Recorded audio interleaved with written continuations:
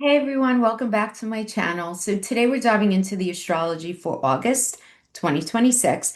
And this month is a pretty big one. We have Venus moving into Libra, a Leo solar eclipse, which is conjuncting a 29-degree retrograde south node energy. The sun is shifting into Virgo. We have a lot of conversations with several of the asteroids and transplutonians that I'm going to be addressing as part of they're going to be impacting, right, how we experience this. And we also have a Pisces lunar eclipse closing out the month. So there's a lot of movement, a lot of endings, some new beginnings. So I'm going to break down what all of this means according to each of the rising signs. And again, around here, we use whole house astrology. And make sure you stick around.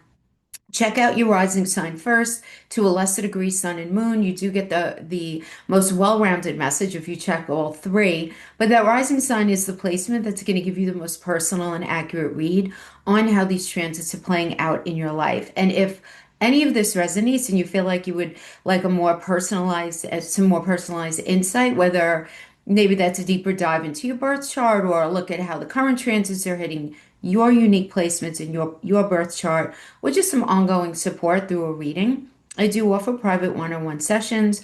All the details on how to book, pricing, what's included, all linked in the description box below, so you can go ahead and check that out. But before we jump in, if you're new here, welcome. Please consider subscribing so you don't miss out on future videos like this one. And if this video helps you or you think it might help someone else, please give it a like or share with a friend. It really does make a huge difference for the channel. Okay, now with that being said, let's dig right in. Let's start with our Aries rising. Okay, Aries. So for you guys, let's start off with Venus moving into the seventh house, Libra energy on August 7th. Now, Venus is moving into your house of partnerships, contract, and other, right? We always talk about this seventh house as being very important for you, right? Because it sits on your descendant. So it's contracts, it's your significant other, it's your boss, it's your bosses, it's your clients, it's your doctors as well, right? All these very important others, right, in your life, right? So it's the space where the seventh house is the space where you meet people as equals rather than through the lens of self-interest. And this is Venus's own sign energy, right? Because Venus is the natural ruler of the seventh house. So she's very comfortable there. She very much wants harmony, fairness, reciprocity is a very big deal for her, especially in your one-on-one relationships. But she's immediately opposing a stack in your first house. Neptune, Saturn, Eris, all retrograde. And that's a direct line back to you and your identity. So this isn't really about them, Aries. It's about the tension between what you want to give or receive in a relationship and old patterns of self-definition that right now are being tested for you. Even if it might be on a low key level, depending on what else is in your chart, but it also may be very loud for you right now. Now, Neptune retrograde is in there opposing Venus, and this can blur what's real, what's not real in a partnership dynamic. So you might need to separate the genuine connection from wishful thinking or idealization, right? Because there could be that, right? Where it's like, all right, this is actually the reality of the situation. Now, Saturn opposing Venus is asking you whether a relationship can hold real commitment and structure regardless of what kind of relationship it is? Or is it something that's just built on convenience? It's a really important idea to sort of mull over and answer for yourself. Now, Eris retrograde is going to be stirring up at the same time old resentments or unspoken rivalries around fairness. Who gives more? Who does what? Who's been overlooked, right? If you feel invisible, it's going to be impossible to ignore. If you feel like your voice is being silenced or you're not being recognized well enough, all of this is going to be quite loud, which is a good thing because this is something that's to your betterment to understand. Now, at the same time, Venus is sextiling Jupiter, Hygeia, and then later on in the month, Mercury in your fifth house of Leo, which is fifth house is children, romance, creativity, your hobbies, your monetizable talents, your joy, what you love to do, right? How you like to express yourself, when you are able to be your most authentic self. And I do have to say, this is a much easier flow for you. Your partnerships this month can genuinely support your creative confidence and your health as well, and your vitality, because Hig is in there, but only if you let them. Right? You have to let them, right? You don't want to close somebody out and say, oh, just leave me alone, right? If somebody's looking out for your best interest, or if someone is trying to be supportive in a way that's going to be able to give you a break or release your anxiety or help support you through some sort of medical situation that you might be going through, let them, right? Don't tell them, oh, shut up, leave me alone, let me do what I want. Just, be careful of that. And Venus trining Pluto and Juno retrograde in your 11th house of Aquarius is, remember that 11th house for you is very much connected to community, your closest one-on-one friendships. All of this is quietly intensifying and deepening in the context of long-term commitment. So those long-term friendships, those long-term ideas of what it is that you want for your goals and your gains. Because remember, the 11th house is also where we look at, like, do we have enough money for retirement? What am I doing in the future? Because the 11th house is ruled by Uranus, and Uranus is very connected to our future, but also very connected to doing things a little out of the box, a little out of the ordinary, right? So when we're looking at this, particularly with this Juno retrograde, really pushing what the idea of loyalty means to you, and what it is that you really want, don't be surprised. This Juno retrograde is revisiting a commitment question. Now, the commitment could be to a friend, a significant other, anything that's connected to your future. How committed am I to fill in the blank, whatever it is? Now, this trine is strongest the first 2 weeks of the month. So use that window to let the easier connections, that fifth house, 11th house, support you through the harder opposition that's happening actually between houses 1 and 7, which would be yourself and a significant other. Okay, so you have some help here to help you out with that first house, seventh house opposition. First house being self and the path that are walking on, your lived experience, and seventh house of other people in your life, be it your boss, your significant other, whatever it is.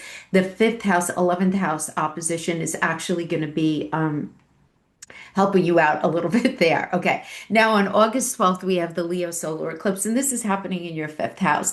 And this eclipse lands in that house of, like we just said, self-expression, children, romance, creativity. It's conjuncting a 29-degree retrograde south node, meaning it's closing out a longer chapter, right? This 29 degrees is the most critical. It's like that final exam degree, right? Very asking those questions, right? Something related to how you express yourself, how you create, how you play or love is reaching a culmination point and needs to be released or changed rather than continue. Now, depending on what else is going on in your chart, I just happen to be seeing this with a lot of my Aries Rising clients, is that you might need to also be looking at how it is that you connect with your children. Now, this is not calling anybody an inappropriate or bad mother or father, right? It's not about that at all. It's about doing a very honest reevaluation of how it is that you connect with your children. Do you give them enough attention? Do you give them too much attention, right? Are you too much in their business? Are you respecting boundaries? Are you not engaging enough? Whatever it is, okay? Now, we could also remove the word children and put in some sort of entrepreneurial effort. Are you putting in the hours? Are you doing what you need to do in order to have that level of success that you really want? And I say that even though they sound very different. Entrepreneurship and children, they all hang out in the fifth, they both hang out in the fifth house, right? But it's looking at how you connect, right, to those things. And because of the node that it's working with, it's being very honest in the idea that you might need to reframe and the reframing of how you connect with your business or with your child. It could even be with a romantic connection. Might feel a little out of your comfort zone, but it's the kind of thing that if you do it, you're going to be very happy that you did. Okay, because that's what happens there, right? And it's just really looking at how you connect to these things. This is very much, again, a culmination point that needs to be reframed. Now we have Vulcan there as well, which is a point associated with forging things under pressure and willpower and inner strength. They spoke a little bit more about him in my last video, but this is suggesting that this ending, because something needs to change here, it's not passive. It's going to require you to actively let go of an old identity in that way. So it could be an old creative identity, it could be a romantic pattern, or it could be a way of parenting rather than having it fade on its own, because that's not going to go well as well for you. And I'm not saying that to be scary. I'm saying like let's use the energy when it's knocking on our door to help us make some real marked change in that space. Now, this eclipse is also co-joining Jupiter, Hygeia, and Mercury also in your fifth. So there is real potential for growth, for insight, and even some good news bound up in this release. As Jupiter expands whatever the eclipse touches here, and Mercury brings clarity or an important conversation, or at the very least, a very important realization. And this whole fifth house stellium is trining your first house of that, obviously your Aries energy, but particularly Saturn retrograde and Pallas Athena and Eris retrograde, as well as Vesta. So that trine is a gift because it means that the eclipse's messages about your self-expression, about your creative, your romantic life, the connection to your children, whatever it is, flows easily back into questions of who you are, right? I'm really kind of doing some valuable reassessing and redefining here. Now, Saturn, that this Saturn trine here can help you commit to a more mature, because Saturn is very connected to maturity, a more mature, sustainable version of self-expression, of how you show up in relationship, of how you show up as a parent. And Pallas brings wisdom and strategic clarity, and Vesta is asking what you're devoted to. What do you really want? And Eris retrograde is going to allow you to finally let go of a grievance around not being seen, not being appreciated, right? Because that level of am I seen, am I appreciated for how I show up in the life of my child, in my relationship, in my business? Am I being seen the way that I want? And this Eris retrograde is going to help you either release that, heal it, whatever needs to be done with that space. This is a very supportive alignment for closing a chapter with integrity instead of chaos, right? Amen to that. Who needs the chaos anymore, right?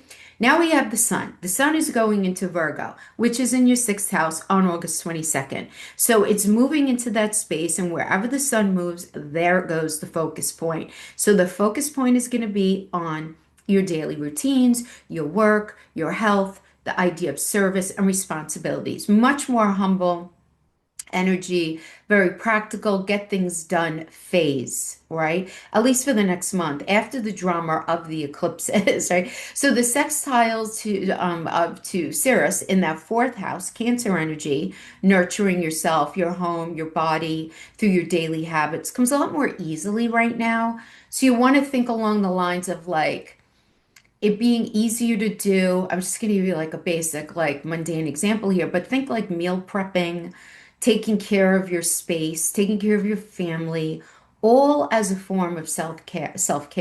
Just, you know what I'm saying? Like taking care of that fourth house stuff. There's a very nice conversation going on between houses 4 and 6 for you throughout this month. Now, it does square Uranus and Saturn in your third house, Gemini. So you do want to expect some disruptions or unpredictability in your immediate environment. That could come in the way of communication, stuff coming up with having to do with siblings, neighbors.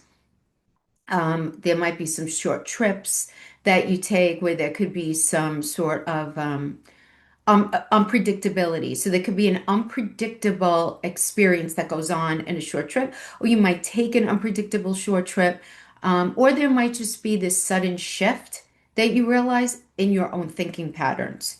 So it could be several of those manifestations, only one, whatever it is. But Saturn is there, and Saturn is adding a deeper, almost ancestral or kind of like collective undercurrent, like something old and long buried around specifically the ideas of betrayal or being unheard can surface really abruptly. And it can have to do with siblings, extended family, your neighbors, or it could even just be the sudden realization of you feeling mad at yourself, which by the way, please, I should make a separate video on that. We should never feel mad at ourselves for allowing anything to happen the way that it did, because whatever we experienced in our life was never a waste of time. No, it wasn't. No, it's not. It's not. It's not. It's something that we had to go through to better understand how we need to grow, or there was always a purpose behind it. Always a lesson, even if the lesson is just in figuring out what doesn't work for us, okay? But don't be surprised if you feel a little angry with yourself. Now, this can be for all of you. For others of you, it could show up in one of the other ways that I mentioned. These are not personal readings, these are general readings.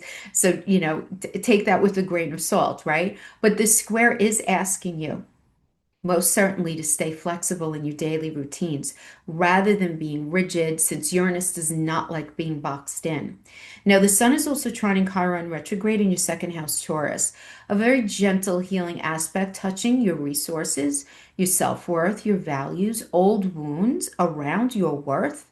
Now, whether that's financially or just your sense of self, any way the word worth connects and hangs in your life right now can soften here almost without effort. So if you let your daily work be part of that healing, it'll go quite nicely for you. Now, finally, the Sun is quincunxing Neptune retrograde back in your first house, Aries, and it's quincunxing Pluto retrograde in your 11th house. So quincunxings are like the awkward adjustment aspects. They don't flow.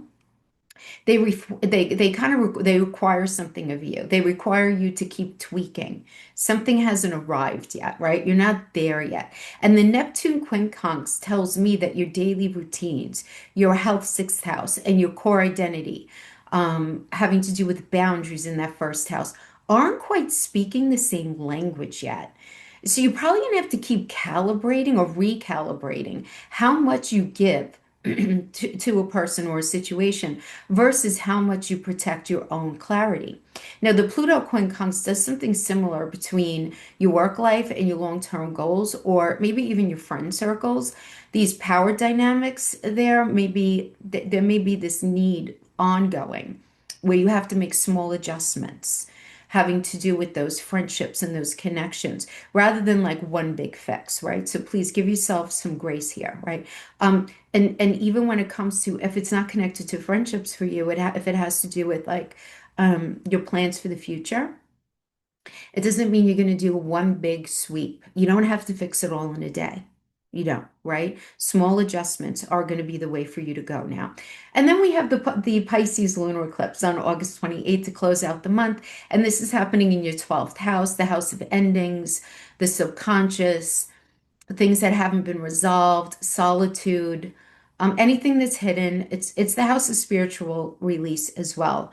And lunar eclipses are very emotionally charged culminations. And when it happens in that watery 12th house, it is pointing to something that's coming to a head beneath the surface, some sort of unresolved feeling, something that you've been avoiding looking at, or just this need for rest and retreat that can no longer be postponed. Now, I do want to say that the 12th house is also the house of disease and dis-ease. It does sit opposite the sixth house of health, so it does make sense there, but it's typically things that are hidden. So if there is something cooking having to do with a health situation, and you would likely have some sense of an idea of what this might be, the eclipse can bring it to a head to the point where it becomes out in the open and more known about so that you can deal with it. Now, both of these luminaries are squaring Uranus and Sedna in your third house, Gemini. And this is very much this echoing of the tension from the Sun square earlier that we had in the month. So you do want to expect sudden insights, some unsettling realizations, or some sort of disruptive information or conversations around this eclipse that force some sort of emotional reckoning with what's hidden in that 12th house and what's spoken or discovered in that third house. So it could be a message coming in about an extended family member, about a sibling, about something to do with your health, just about something, a teaching situation that you're involved in. I mean, there's such a long list, but you guys get the idea. Now, Saturn is present again tells me that this may touch something deep, something older, or having to do with the collective, not just personal, but something that's been suppressed in your energy for a long time. Right? So the message here is to let yourself feel what surfaces rather than immediately explaining it away, and to give yourself the solitude that the 12th house is asking you for. Because the 12th house does ask for that solitude and that just that peace away from everything to do the needed thinking. Okay, my friends, so that is what I have for you. Thank you so much for hanging out with me, and I'll see you next time. Bye bye. Hey, Taurus, so let's start out the month with Venus going into your sixth house Libra energy on August 7th. Now, Venus is moving into your sixth house of daily work, routine, health, service, very comfortable territory for that Libra energy. Venus loves being in Libra. Venus rules Libra. Even tucked into this practical house, she loves being there. She loves being super practical. So she wants your everyday life to just feel more balanced and pleasant and fair. And whether that's in how you're treated at work or how you care for your body, however it is. But she is immediately opposed a very heavy retrograde stack of Neptune, Saturn, and Eris sitting in your 12th house of Aries. And that's the house of the unconscious, of the subconscious, of endings, of solitude, things that are hidden and unresolved. So this opposition, it's not playing out publicly, right, out in the 3D for you.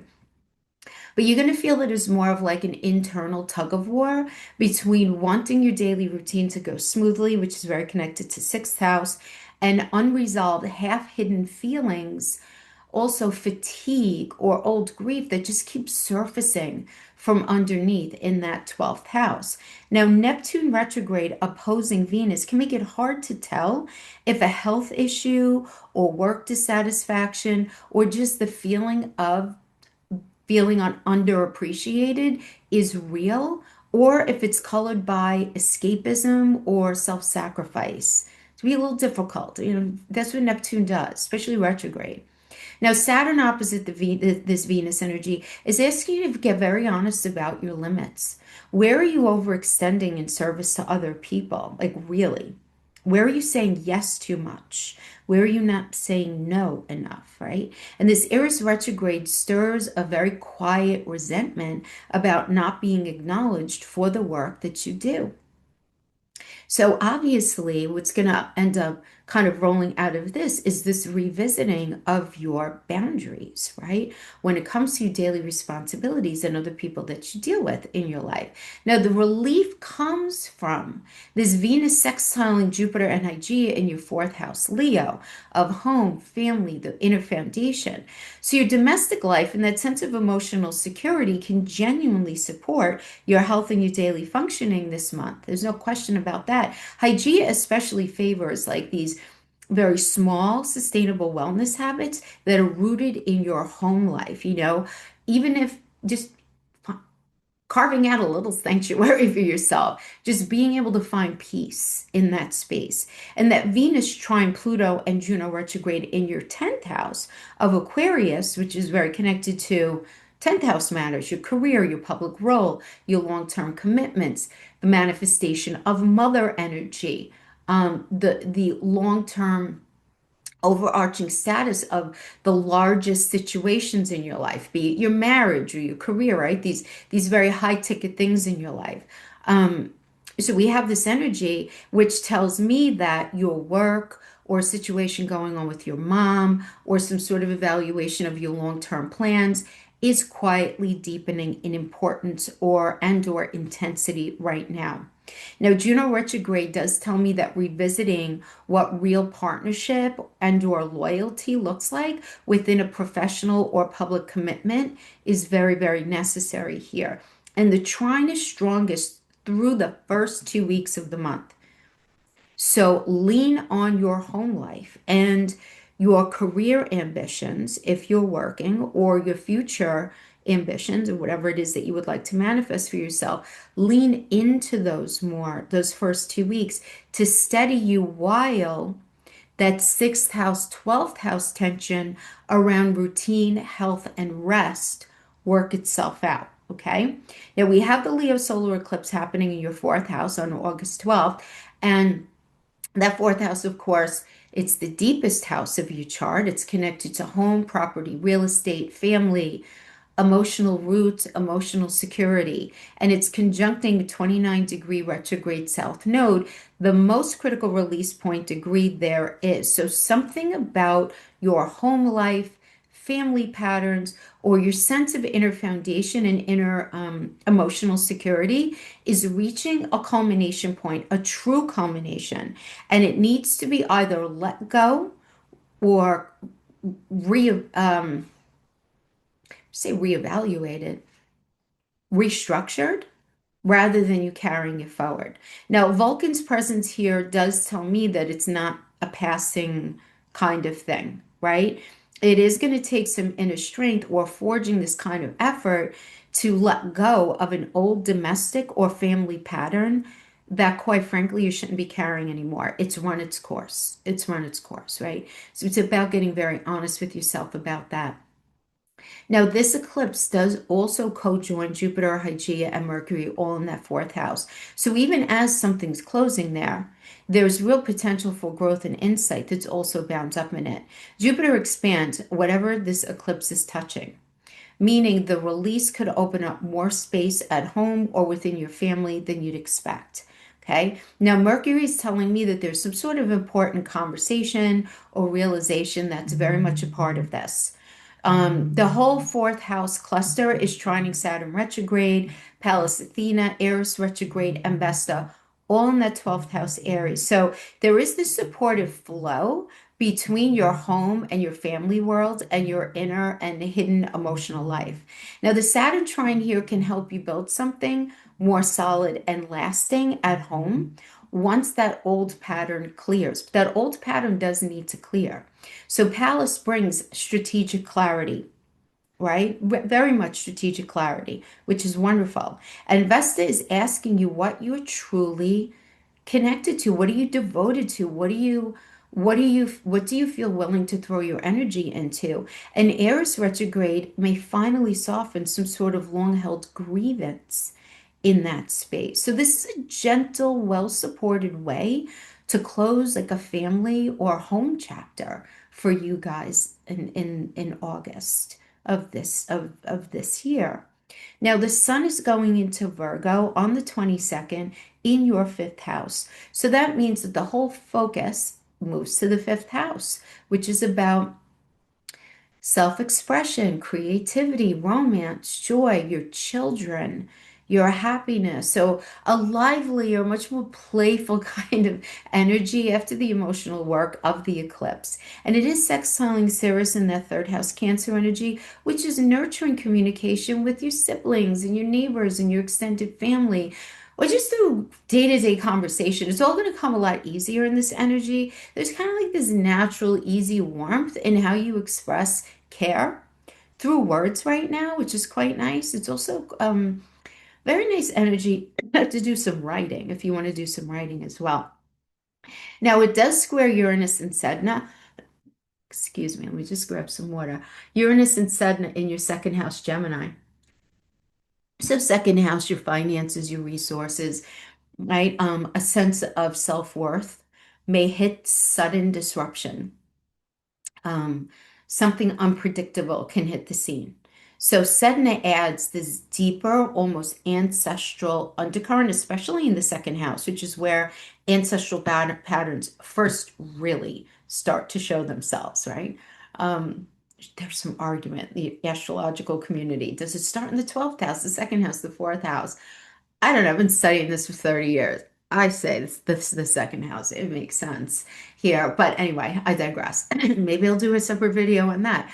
But old patterns for you around the idea of scarcity or value or being taken granted could absolutely resurface quite, it feels quite abruptly and demand attention in this energy because this square is asking you at the same time to stay adaptable with money and resources rather than gripping it tightly And because you're a sign that very much values stability, that could feel a little uncomfortable. Um, but especially flexibility is the way to go, particularly with Uranus in your second house. Uranus does not like to be controlled. Now, the sun is trining Chiron retrograde in that first house for you.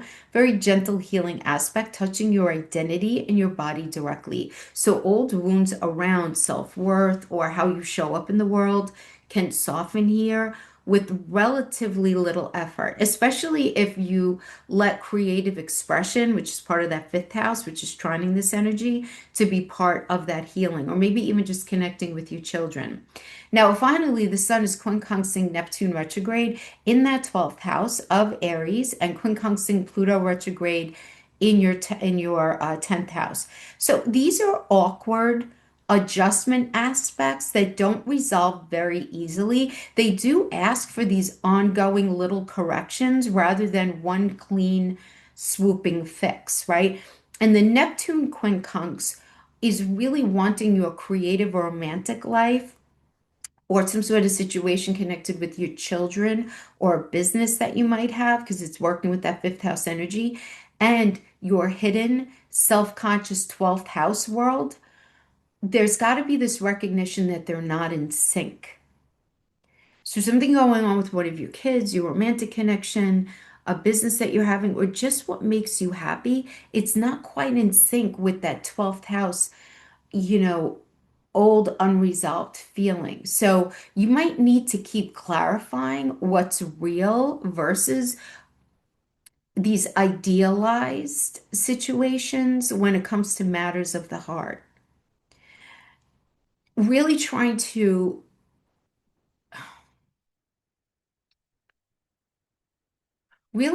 splice out what you need to be happy versus old wounds that you're carrying. Connections with your children or romantic situations, or even your ability to feel confident in having your own business.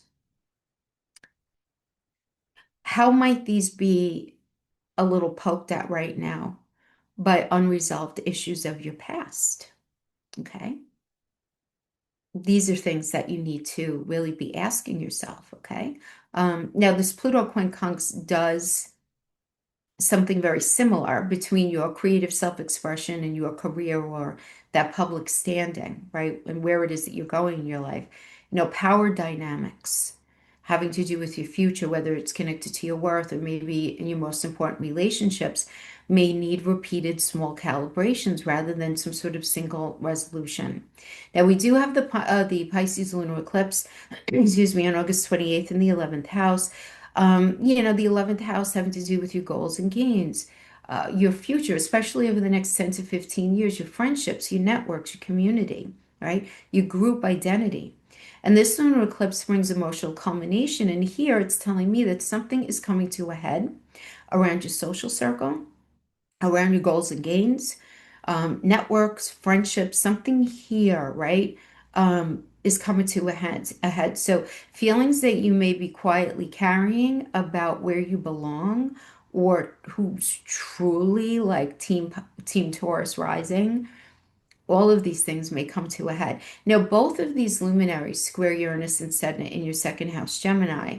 And this is really kind of harkening back to that tension from earlier in the month between your resources and your self-worth.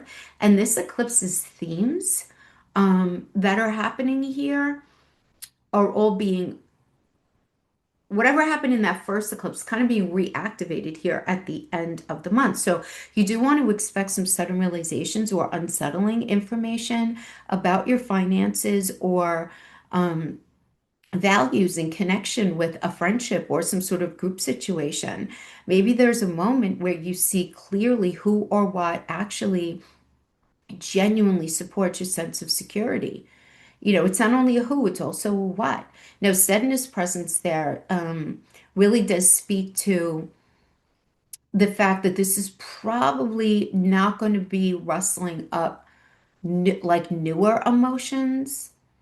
The things that come up are probably going to be reaching back further than you even first realize, an old, even collective pattern around being valued or being overlooked, right?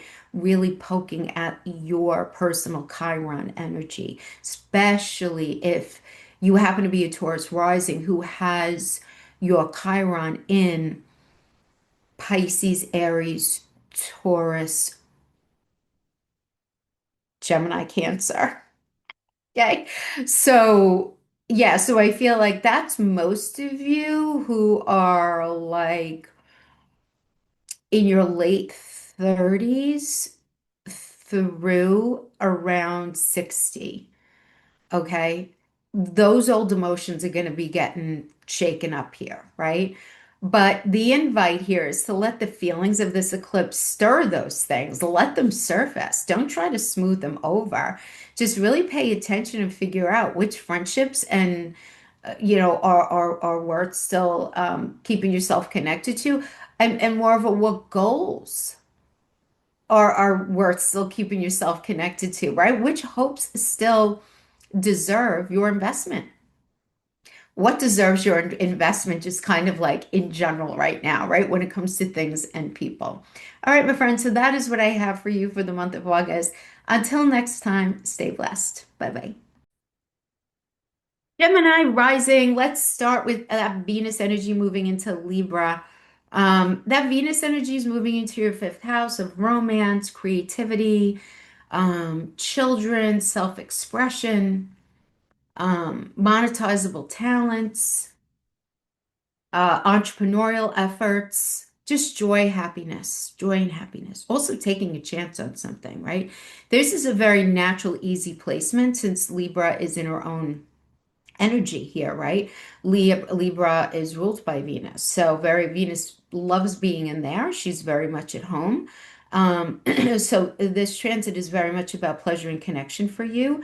She wants your love life and your creative pursuits and situations with your children to feel light and happy and mutual and beautiful and balanced and fair right now, but she's immediately opposing a very heavy retrograde stack having to do with Neptune, Saturn, and Eris, all in that 11th house of Aries, the house of friendships, community, goals and gains, long-term hopes, right? So this opposition kind of sets up this type of tension between that fifth house, your personal joy, romance. Remember, the fifth house is the house that we co-create with God in, right? So it's anything that you create, be it children, romance, your business, whatever it is, and so there's this tension with that energy and your social circle or the larger goals of your future, which would be that 11th house. Now that Neptune retrograde does oppose Venus, and this can blur the line between genuine connection and idealization within a romance, or can even make you question whether a friend group truly supports your creative self, right? Or are they just saying it, you know? Yeah, right? Because you're going to be looking for that authenticity and that truthfulness because Venus likes transparency and truth. Now, Saturn opposite Venus asks whether your romantic or those creative pursuits can hold up to real commitment and scrutiny, or whether a friendship carries some sort of unspoken obligations here, or whatever it is that you're moving toward in your future, right? Really trying to recognize the unspoken obligations. Aries retrograde can stir up some old resentments about being excluded or unrecognized within your community that you're just not going to be able to not feel, okay? But the relief does come from Venus sextiling Jupiter and Hygeia in your third house, Leo. That third house is where Gemini lives. It's very connected, you guys, very connected to communication and siblings and everyday learning and local connections. This is a very warm, expansive influence. Conversations, writing, short trips can genuinely lift your mood, even support your well-being because Hygeia is involved this month, right? Very nice energy there. Venus trining Pluto and Juno retrograde in your ninth house, Aquarius. Ninth house, remember, is higher learning, it's travel, it's philosophy, It's law, legalities, local governance. So any like lawyer situation is in there. Your faith, organized or otherwise, your politics. Um, did I say foreign land, foreign travel? That's ninth house as well. Any sort of long distance connections. So this can mean that your romantic and your creative life is quietly deepening in relation to your bigger worldview.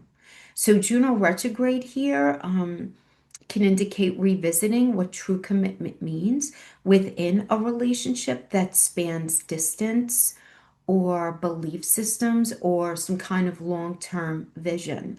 So for some of you, this can have to do with a long distance relationship. For others of you, this can have to do, ninth house is also the house of publishing, marketing, advertising. So maybe trying to go a little more global with a project that you're working on or getting something published or recognized, um, digging much deeper into some sort of faith-based situation. Now, this is a very nice trine, but it's certainly strongest the first 2 weeks of August. So let the ease of communication and philosophical growth carry you through the harder fifth house, 11th house tension that I first talked about. Okay. Now we have the Leo solar eclipse is happening on the 12th in your third house, which again, communication, siblings, everyday learning, um, the immediate environment. This is conjuncting a 29-degree south node, that most critical culmination point.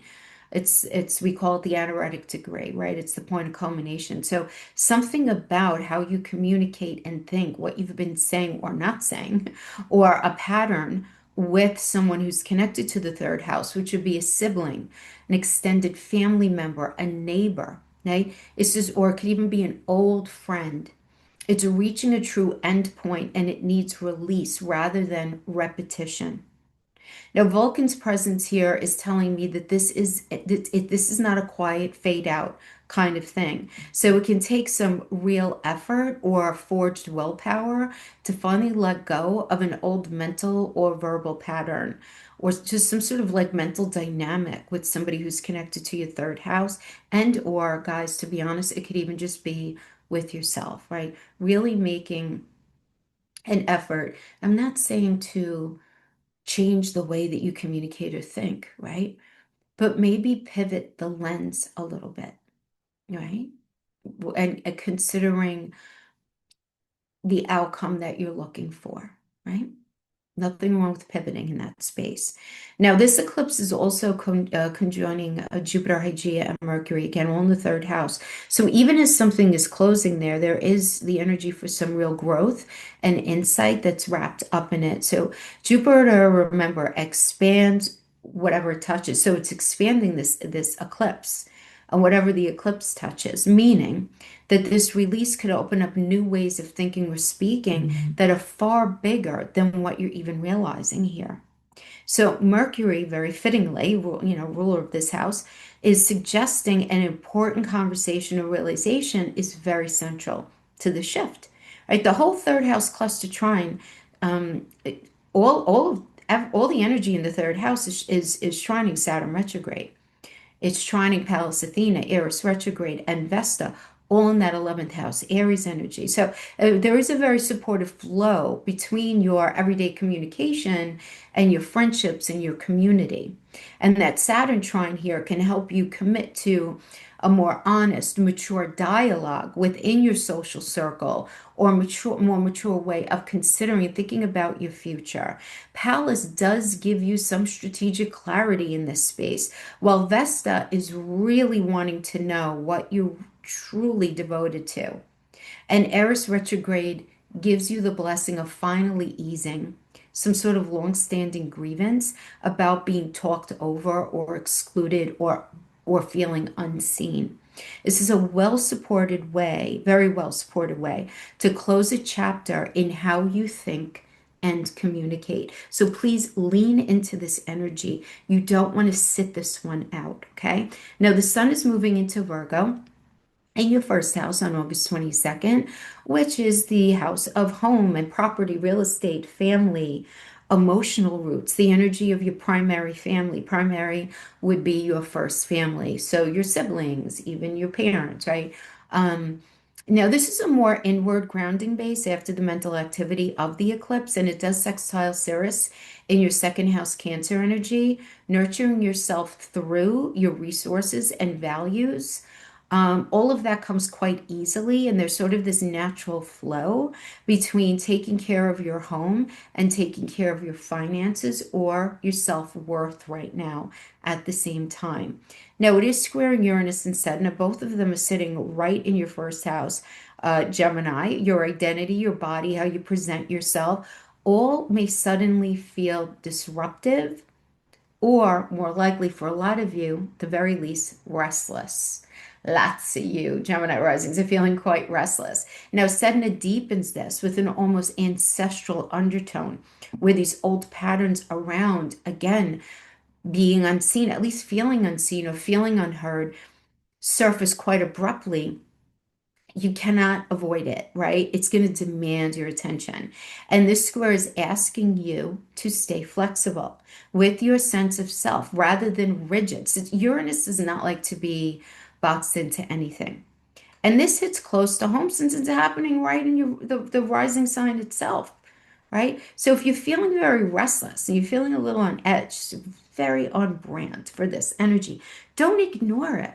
Really lean into what is at the core of that. Now, that Sun trining Chiron retrograde in your 12th house Taurus, very gentle healing aspect that's touching the unconscious, solitude, unfinished emotional business. So you're going to have all of these energies of feeling like unseen, unheard. You're going to be realizing it. But at the same time, you're going to be doing all of this gentle work in the 12th house of unresolved issues, old wounds tied to security or self-worth can soften here with surprising ease, especially if you let the quiet happen and you go into private reflection, which is the 12th house, and support your sense of home and belonging and let yourself get some sleep. I know your sleep is a little wonkadoo right now. I know it's been for a minute, right? However, you sneak in the extra rest, whatever works for you. Now, finally, the Sun does quincunx Neptune retrograde in your 11th house of Aries, and it quincunxes Pluto retrograde in your 9th house of Aquarius. Now, these quincunxes are weird. They're awkward. They don't resolve easily, and we can't ignore them. They do require this ongoing small adjustments. I'm saying small, like capital SMALL, okay? Like little micro things. Don't try to handle this in big sweeping ways. It's not necessary, so why even put yourself through that, right? It's just not. Now, the Neptune quincunx does tell me that your home, your family life, something going on with your primary family, and your future, or your friendships, or your community, they're not quite speaking the same language right now. So you may need to keep clarifying what's real versus what's idealized in a friendship or a group commitment or having to do with your future. The Pluto quincunx does the similar thing, but more between your home life and your beliefs, right? Or the situation going on with your first family and your beliefs. Um, or it could be like higher education or long distance connections or something connected to publishing, marketing, getting something out there to the world, right? There could be some sort of like awkward connection between how you want to grow your life and that fourth house energy, what's going on within your home, right? Your immediate family, home property, real estate, and or your first family. But power dynamics need to have repeated small recalibrations rather than clean resolution. And I want you to play this part back if you need to, where if you feel like you're not able to do something because something, a person, a situation has this power over you that you feel like it's inhibiting you from being able to do what you really want to do. There is no big sweeping fix here. These are micro recalibrations. Even if you said the thing already to the person, you may need to say it again and again and again, and that's okay. That's just the way this energy is, okay? Now we have the Pisces lunar eclipse on August 28th in the 10th house. So 10th house having to do with manifestation of mother energy, your career, your reputation, your long-term standing in the world, your long-term direction as well. Now, this lunar eclipse brings an emotional culmination here, and it does tell me that something is coming to a head in that 10th house. So for many of you, this could be professional, something having to do with your public image, something having to do with your long-term direction, while others of you, it may be connected to mother energy. Feelings about recognition and ambition or direction that have been building are finally going to be surfacing and you can't unsee it. So it'll be emotional. It's in an angular house. Don't push it underneath or away or none of that. Now, both of these luminaries are squaring Uranus and Sedna in your energy. And this is echoing the tension from earlier in the month around your identity and sense of self. So expect some sudden realizations or unsettling insights about how your personal identity and your public role, your career role, a situation connected to mother, there's just this lack of alignment. And you can label it and not do anything jugundus with it in the moment, other than recognize there is this lack of alignment. Now, Sedna's presence there suggests to me that this is going to reach back further than now. It has very little to do with August 2026, and it's got more to do with something that's been building underneath the surface in the past. An old collective pattern around being overlooked, unappreciated, undervalued. This could be professionally for some of you. For others of you, this can have to do with mother energy. Okay.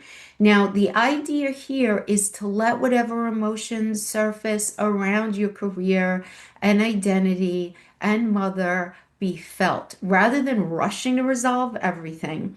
Just notice where your sense of self needs a little bit of updating in order to match your evolving path. Okay, my friends? So I hope that was helpful in some way. Thank you so much for hanging out with me, and I'll see you next time. Bye bye. Hi, Cancer Rising. So for you, let's get August 2026 started by talking about Venus moving into your fourth house Libra energy. Fourth house is home, property, real estate, emotional foundation, emotional security, very connected to your primary family. So like your siblings, your parents, right? Those earlier energies. And, Venus loves being here because she rules Libra and they just want beauty in that domestic sphere. She wants comfort. She wants your home to feel a lot more balanced and aesthetically pleasing and just peaceful. Peaceful and balanced, fairness, right? But she is immediately opposed a pretty heavy retrograde stack, Neptune, Saturn, and Eris, all sitting in your 10th house Aries energy, which is the house of career, public reputation, your long-term goals. It's also the manifestation of mother energy as well. So it's sitting in that opposition. So this sets up tension between your private and emotional world, that fourth house, and your public role or ambition or long-term goals that in that 10th house, or opposition, right? Having to do with mother energy as well. Now, Neptune retrograde opposing Venus can blur the boundaries between home life and career. So it can make it really difficult to tell if you're sacrificing one for the other, right? There might even be this difficulty in balancing like your own personal like adult family with like something that's going on with a parent or a member of your family. Um, or this could even be, maybe if a professional relationship carries more idealizing than substance, right? You're going to be able to see this. Now, Saturn opposite Venus is asking whether your home life can hold real structure and commitment, even as career demands are pulling you in another direction. And Eris retrograde is stirring up these old resentments about not being recognized professionally or feeling that you have to choose between family obligations and being connected to family and ambition, right? So you don't want to ignore any of these things, right? And there is relief coming, even though, we're having, that could be an uncomfortable energetic exchange that I just explained, but the relief does come from Venus sextiling Jupiter and Hygeia in your second house, Leo. Your resources, your income, and your self-worth all hang out in that second house. So this is an easy, expansive influence. Your finances and your sense of personal value can genuinely benefit from warmth and generosity right now. And Hygeia supports building sustainable habits around what you own, but also how you care for your body through material comfort, right? And so this Venus trining Pluto and Juno retrograde in your eighth house, Aquarius, which is connected to shared resources, intimacy, transformation, other how we blend with other, right? This means that your home life is quietly deepening in relation to a significant partnership or shared financial matter, right? So, maybe you're leveling up a relationship or maybe getting married and moving in together. It doesn't have to be now. It could just be something that's kind of in the near future where there are some shifts in the energy. Maybe you're getting divorced, right? That's also eighth house. Maybe there's something connected to an inheritance or an insurance payout. These are all very much eighth house things.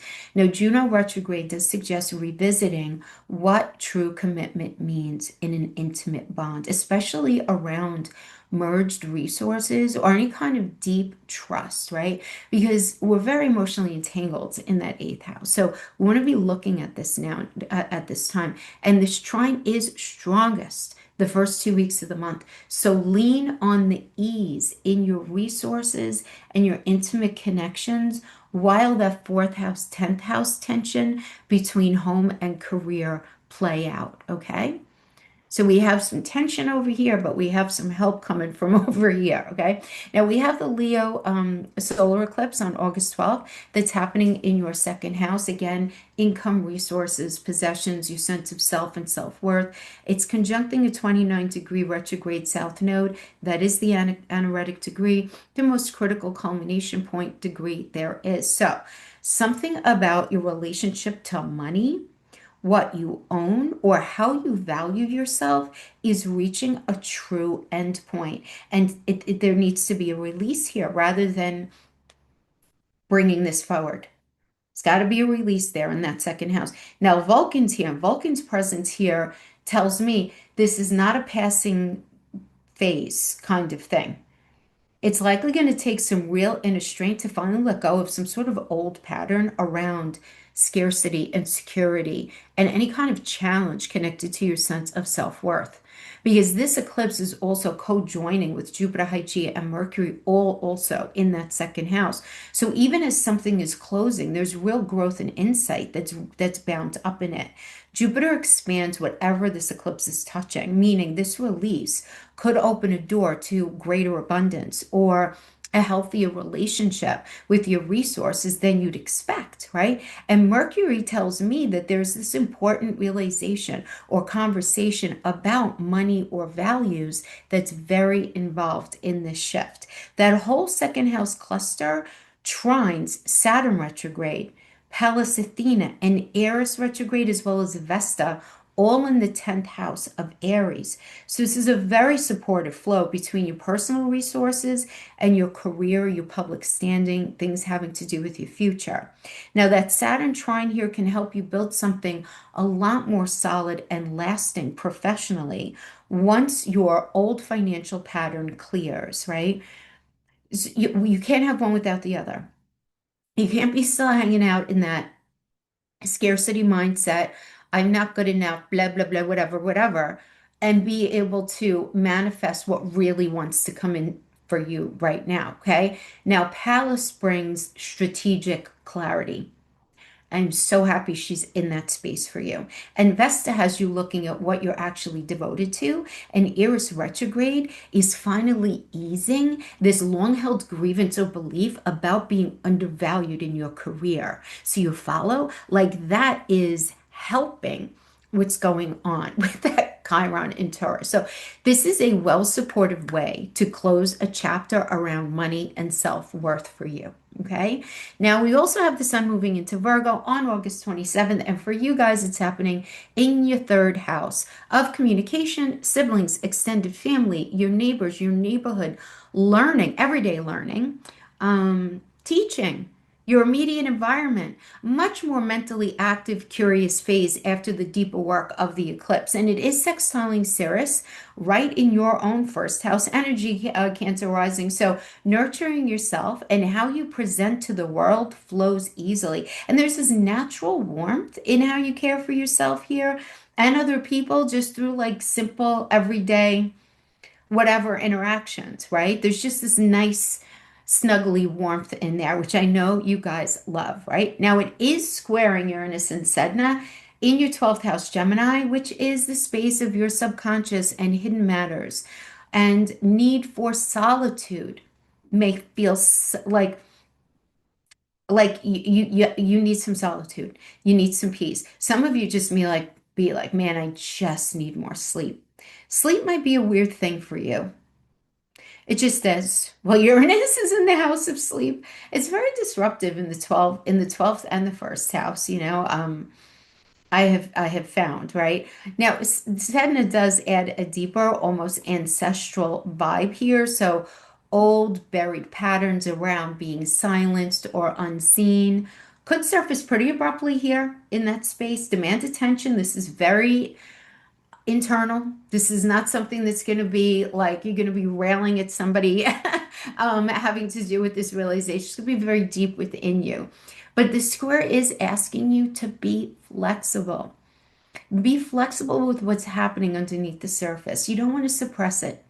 You don't want to do that. Uranus does not want to be boxed in. So whatever gets brought up in that 12th house of unfinished business and old pains, you won't be sure you're looking at it, right? Because this whole job in there is like, I want to revolutionize you so you're just so happy in the future, right? Let's get rid of all this old, ugly nonsense that we just simply don't need anymore, right?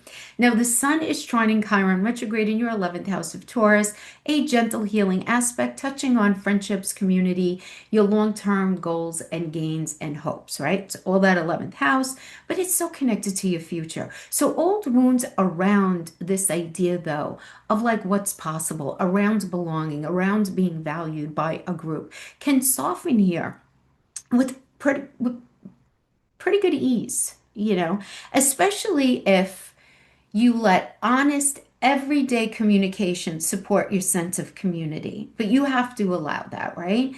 You have to motivate and motivate that energy. Now, finally, the sun does quincunx Neptune retrograde in your 10th house of Aries, and it quincunxes Pluto retrograde in your 8th house of Aquarius. Now, these quincunxes, they are weird, right? Quincunxes are odd, but you can't ignore them. They don't resolve easily. But what's good about them is they're not these big, sweeping, like, you have to make these big changes. It's actually quite the opposite. You have to make some changes in order for something to resolve, because whatever's being quincunx here is not going to solve itself. But you have to do these ongoing small adjustments for that thing to change. And the Neptune quincunx is telling me that your everyday communication from the third house and your career, your public image, maybe even something going on with mother energy, they're not quite in sync. So you may need to keep clarifying what's real versus what's idealized, especially about your professional path and what you think is possible for your future. Now, that Pluto quincunx does something similar, but it's between your communication style and your shared resources and intimacy of that eighth house. Power dynamics there may need some repeated small recalibrations rather than one clean fix. Okay. Now, at the end of the month on the 28th in your ninth house, we do have the Pisces lunar eclipse. And again, the ninth house has to do with higher education, higher learning, travel, philosophy, religion, organized or otherwise, long distance connection, your politics, law, legalities, local governance, anything connected to law, publishing, marketing, advertising, your worldview. It's a big house, of course it is, because Jupiter rules that house. But the lunar eclipse is going to bring an emotional culmination. And here it's telling me that something comes to a head around all of the ninth house things that I just indicated, whether it's your beliefs or a long held plan to travel or get something published or study, something. Your worldview is shifting somehow. So, feelings that you may have been quietly carrying about your search for meaning is going to come to a head.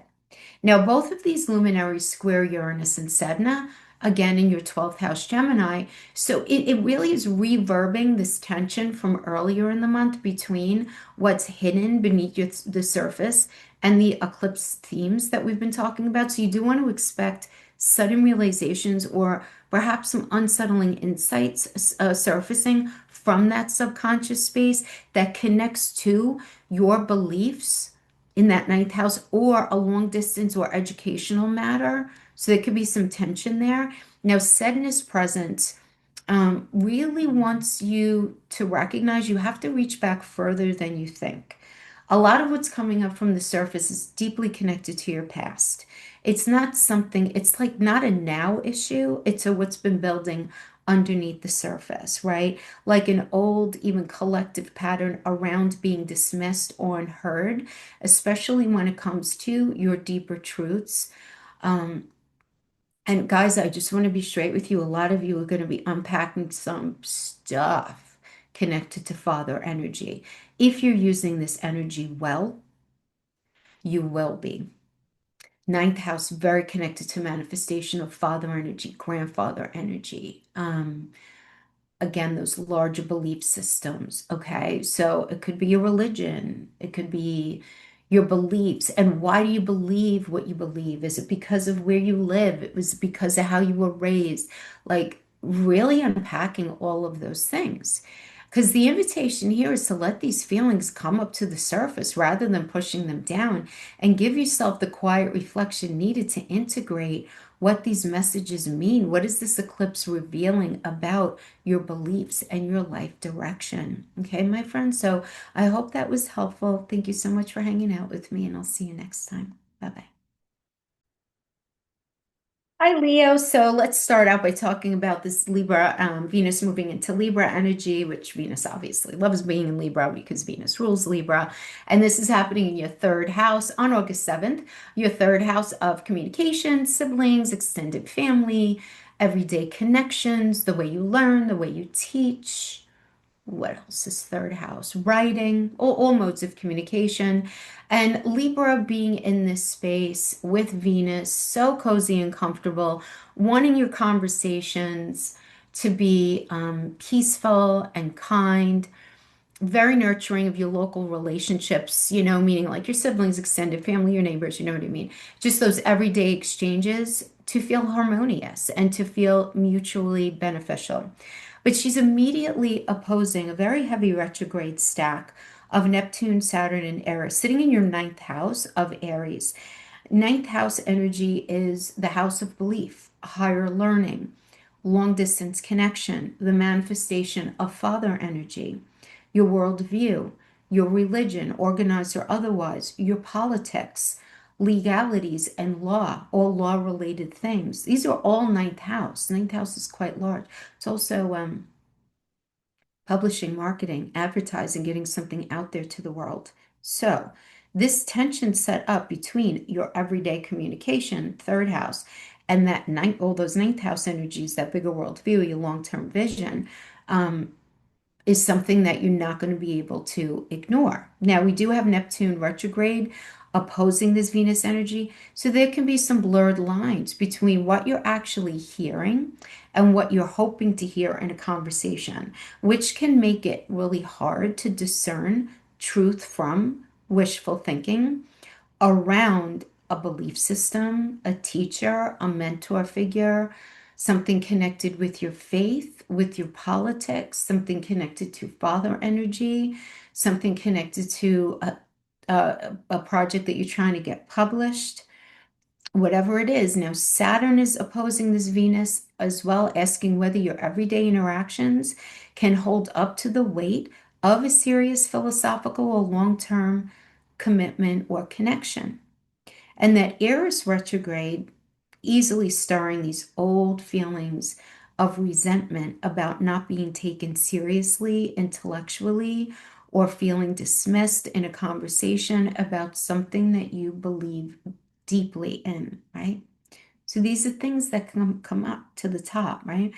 And again, for some of you, it's going to be really unpacking father energy as well, right? Because that ninth house is the manifestation of father energy.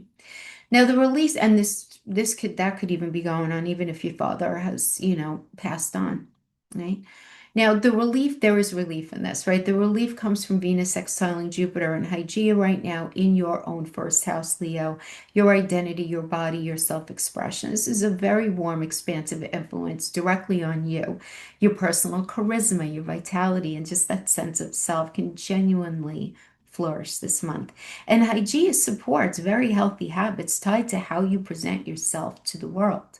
Remember that first house is like how people first meet us and how it's our affect to the world and our presentation to the world. And with that Venus trining Pluto and Juno retrograde in your seventh house of Aquarius, of partnership, committed relationship, this tells me that your everyday communication is quietly deepening your one-on-one bonds.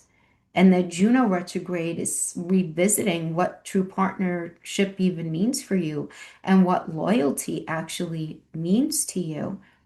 You might even be reconsidering a commitment question with fresh eyes. And what does it mean?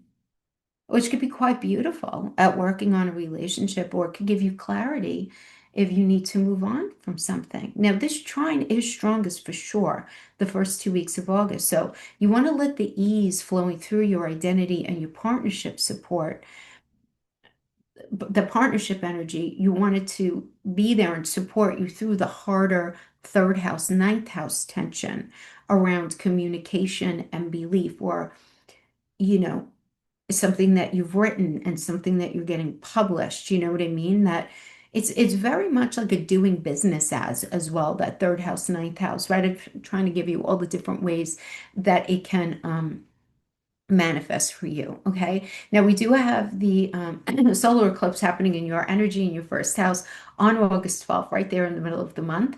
In the house of identity and body and self-expression.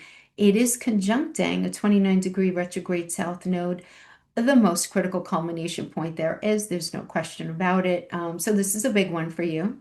Something about who you are, how you present yourself, or a long-standing personal identity pattern is reaching a true endpoint, and it needs to be released rather than carried with you forward. You need to put this down. And Vulcan's presence here tells me that this isn't something like a passive fade out, right? And it is probably going to take some real inner strength and willpower to actively let go of this old version of yourself that has simply run its course. This eclipse also conjoins with Jupiter, Hygeia, and Mercury also in your first house. So even as this old identity closes, there is real growth and insight bound up in this release, right?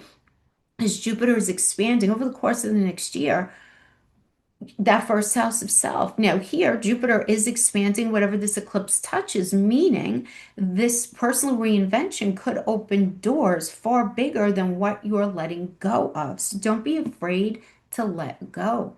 Now, Mercury suggests an important realization or a way of speaking about yourself is a part of this shift. Leo, honestly, a lot of you are going to be going through it. If you haven't begun already, this need to change the way that you think and communicate and the way that you think about communicating. This is not to throw shade at anybody, but it's to recognize that maybe you haven't been realizing, wholly so, how your method of communication has been impacting other people in your life.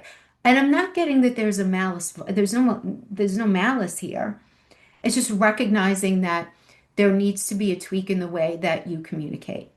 Okay. Now, there's the whole first house cluster trining that Saturn retrograde, Pallas Athena, Eris retrograde, and Vesta, all in your ninth house Aries energy. This is creating a very supportive flow between your sense of self and your beliefs and that ninth house, higher learning, publishing, marketing, getting something out there to the world, a longer term vision, a legal situation, something going on with father energy. Now, the Saturn trine here can help you commit to a more mature, grounded version of yourself once that old identity clears. And it's not to say that there's anything wrong with you right now. It's just Saturn here is saying we need to become a little more mature in how we view these things, in the mental processing and how it is that we communicate. Now, Pallas offers strategic wisdom. Such a blessing here. So is Vesta, because Vesta is really asking you to get clear on what you're totally devoted to. What do you want? Like, really? And Eris retrograde can finally ease a long held grievance that you might not even be totally aware that you're carrying about not being respected for your ideas. But, guys, that's not yours to carry. That's been somebody else's to carry. So there's so much healing here, and it's powerful and it's well supported. And it's such a great way to close this chapter on how you've been and step into a more beautiful way of who it is that you're becoming. Now, the sun is moving into Virgo on the 22nd in your second house of resources, income, possessions, self-worth. Actually, anything that you connect the word worth to is second house. And so there's going to be this shift of your focus towards the practical, material follow through after the identity level renewal of the eclipse. Okay. So having just redefined who you are, right? With that eclipse, you're now going to start to rebuild what you have and what you value around this new sense of self. And this sextiles Ceres in your 12th house, Cancer, which is nurturing yourself through quiet reflection and rest or time spent alone. This all comes quite easily, and there's this gentle vibe about it between taking care of your inner world and taking care of your material security. So good energy there. Now, it does square Uranus and Sedna in your 11th house, Gemini. 11th house are has to do with your friendships and your networks and your goals and gains and your immediate future. But there's going to be a real look at your long-term hopes at the very least, right? May hit sudden disruption or unpredictability. Now, Sedna adds a deeper, almost ancestral energy about this, where old patterns around being excluded or unheard within a group could rise to the surface quite abruptly and demand attention from you. Now, this square is asking you to stay flexible with that 11th house energy, your social circle, your networks that you're part of, your goals and gains, what it is that you want. Because Uranus is very active in this house and he resists being boxed in. May specifically touch on how your finances or your values intersect with a friendship or some sort of group commitment or some sort of commitment or promise that you've made about your future. Now, the sun is trining Chiron retrograde in your 10th house of Taurus. Very gentle, healing aspect, touching that career, public reputation, um, your long-term goals, like not just the next 10 to 15 years that the 11th house tends to cover, like long-term goals. This could also be something connected to the manifestation of mother energy. But old wounds around recognition and achievement, old wounds connected to mother energy, or how you're valued professionally. All those old wounds can soften a bit here with real ease, especially as your sense of self-worth in that second house is stabilizing, right, at the same time. Now, finally, the sun quincunxes this Neptune retrograde in your ninth house, Aries energy, and it quincunxes Pluto retrograde in your seventh house, Aquarius. And these quincunxes, I call them weird. They are weird. They're awkward. They're not cozy, but they're not these big sweeping things. They don't resolve cleanly. They need action, but they need actions of micro adjustments rather than a big sweeping change.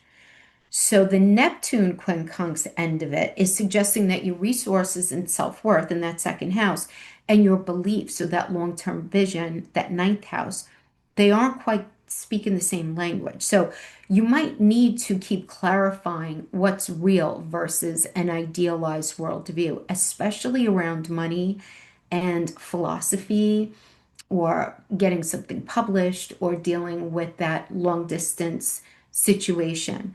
You may need to sort of keep coming back and recalibrating what's real, what's not real. Now, the Pluto quincunx does something very similar, but between your resources and your key partnerships. Power dynamics around shared value or financial fairness in a relationship may need repeated small recalibrations instead of one clean resolution. Okay. Now, we do have the Pisces lunar eclipse on the 28th in the eighth house, and the eighth house is connected to shared resources, intimacy, transformation, um, emotional enmeshment, deep trust. It's also connected to insurance payouts, inheritance, the stock market, mortgages. Eighth house is also the house of divorce, but it's also the house of absolute commitment. It's like endings and beginnings, you know what I mean? So this lunar eclipse is bringing something to a culmination, right? So pick which one would be relevant for you. But obviously here it's going to be something coming to a head around something joint, right? Because it's the eighth house, we're not in there alone, right? So it's a joint financial matter or an intimate bond or a deep psychological pattern, something. Feelings about trust and vulnerability that have been building up may finally surface in this space. Now, both of these luminaries square Uranus and Saturn in your 11th house, Gemini. And this is really creating like this reverb of the tension earlier in the month around friendship and community and the goals and gains that we were talking about. So you want to expect some sudden realizations or unsettling insights connecting your deepest, most intimate bonds to your social circle or to those long-term goals and gains, right? Maybe seeing clearly who truly supports you versus who doesn't, right? And Sedna's presence here can suggest that what's coming up now, it's likely not about today, my friends. It's not. It's likely reaching further back where this older, maybe even a collective pattern around being betrayed or overlooked, in intimacy or feeling betrayed financially, feeling betrayed in friendships. But that's going to be coming up to the surface that may seem in the moment it's connected to the energy that you're dealing with in the eighth house, but I say this with such love. It's probably a little bit more of a you issue right now. Not saying that they have nothing to do with it, but that the deeper issue is probably something that's striking an old nerve that was never resolved, having to do with an old pain connected to intimacy and feeling like things were unfair, having to do with finances, right? So the thing here is to let whatever wants to surface around intimacy, trust, and sharing be felt. Let it be felt rather than rushing past it. And really pay attention to which connections, it could be intimate, it could be more communal, right? Like having to do with your family. Like you and your significant other might be fine. This might be a family situation coming up, but something genuinely deserves your continued investment right now. But you just have to figure out exactly what that is. Okay, my friend. So that is what I have for you for the month of August, and I'll see you next time. Bye bye. Hi, Virgo Rising. So let's start unpacking August by beginning with your second house. On August 7th, Venus is moving into Libra. Venus loves being in Libra because Venus rules Libra. So, and that second house is very connected to your resources, your income, your possessions, your sense of self and self-worth. Anything that you attach the word worth to, it's the general overall health of your internal body. So these two are so comfortable together. So you can find yourself more drawn than usual toward beauty and quality and equilibrium in how you handle things that matter to you, such as your money, such as your sense of self and your self-worth, okay? But at the same time, there is this opposition going on here, all right? Um, there's this heavy retrograde stack in Aries having to do with Neptune, Saturn, and Eris. Yeah, Eris, all in the eighth house. And that eighth house is the house of shared resources, intimacy, emotional entanglements, deep transformation, trust, other people's money. I said that. But it could be like your partner's money, but it could also be like an insurance payout or an inheritance or eighth house also rules the stock market or any sort of monies made through any kind of investment. The eighth house is also mortgages, okay? But there, it's opposition to the second house of the money that you have or your sense of self. So this sets up a tension, right, between what's yours alone, right, second house, right, and then what's entangled with someone else. Now, Neptune retrograde opposing Venus can certainly blur the line between your own resources and a partner's, making it really difficult to tell where healthy give and take ends and self-sacrifice or confusion begins, right? And that could be very real for you this month. Now, Saturn opposing Venus is really asking you whether your personal finances can hold real structure, even as a joint financial or some sort of intimate matter weighs heavily on you. Now, Eris retrograde is in here, which can easily stir up some old resentments around fairness in a shared resource or debt situation. Okay. So, all of these things are going to be rising to the surface, but there's relief, and it comes from Venus sextiling Jupiter and Hygeia in your 12th house, Leo energy, 12th house of solitude and subconscious and reflection and behind the scene things. It's the house of sleep. It's where the veil is very thin between worlds, right? This is a gentle, expansive influence for you guys. Quiet reflection and rest or spiritual practice can genuinely restore your sense of abundance and well-being, right? Well-being being very connected to Hygeia. That can happen for you this month. And Venus trining Pluto and Juno retrograde in your sixth house of Aquarius of daily work and routine and health means that your resources and your self-worth are quietly deepening in relation to your everyday work life and your everyday responsibilities.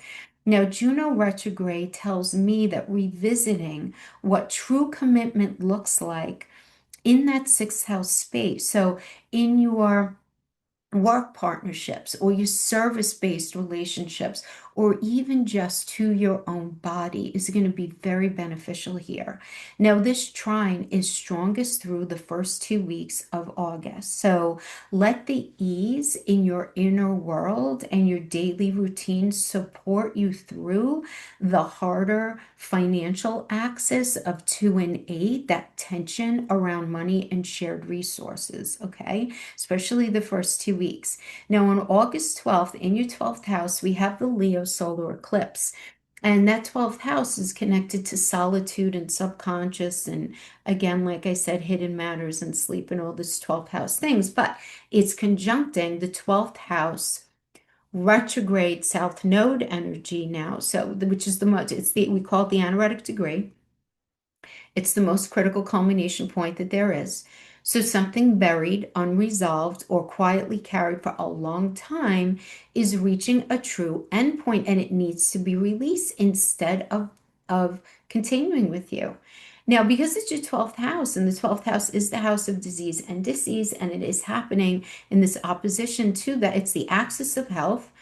Really paying attention to how you're feeling in your health. If you're not feeling too great, go to the doctor, right? Something might be popping up here. Nothing to be afraid of. It's more about let me just go in and take care of this.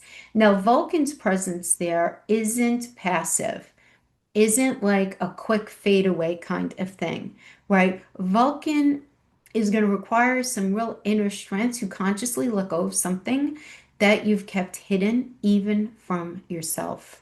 The 12th house is also the house of addiction. So if any of you are struggling with any kind of addiction, there are so many different types of addiction. You could be addicted to alcohol and pills. Yeah, you could be addicted to shopping. You could be addicted to work. You could be addicted to your own ideologies and your own way of needing something to be, right?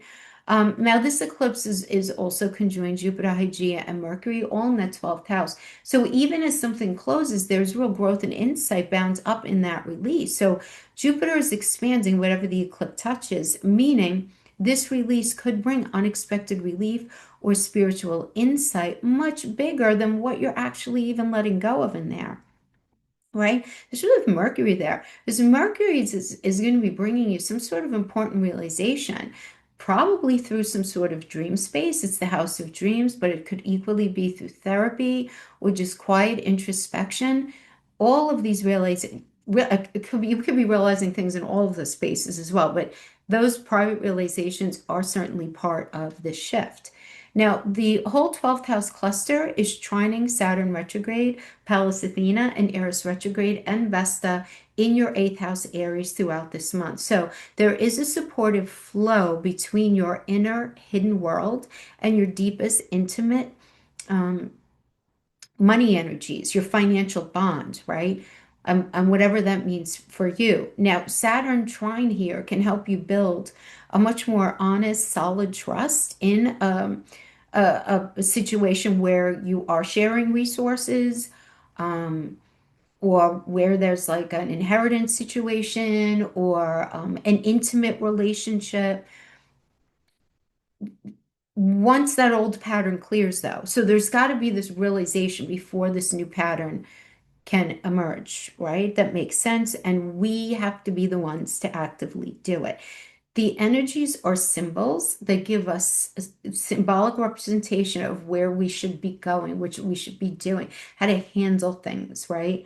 Um, it's just all suggestion. We don't have to listen to any of it, right? But this is a really good energy, I think, for you guys to lean into, especially because Pallas is involved in this and she offers such strategic wisdom. And Vesta is asking you what really matters to you at the end of the day, and Eris retrograde, which is very much better in the retrograde in my view, because he's going to finally ease some sort of long-held grievance about betrayal or being shut out or not being recognized or appreciated in some way. So this is a powerful, well-supported way to release what's been weighing on you privately.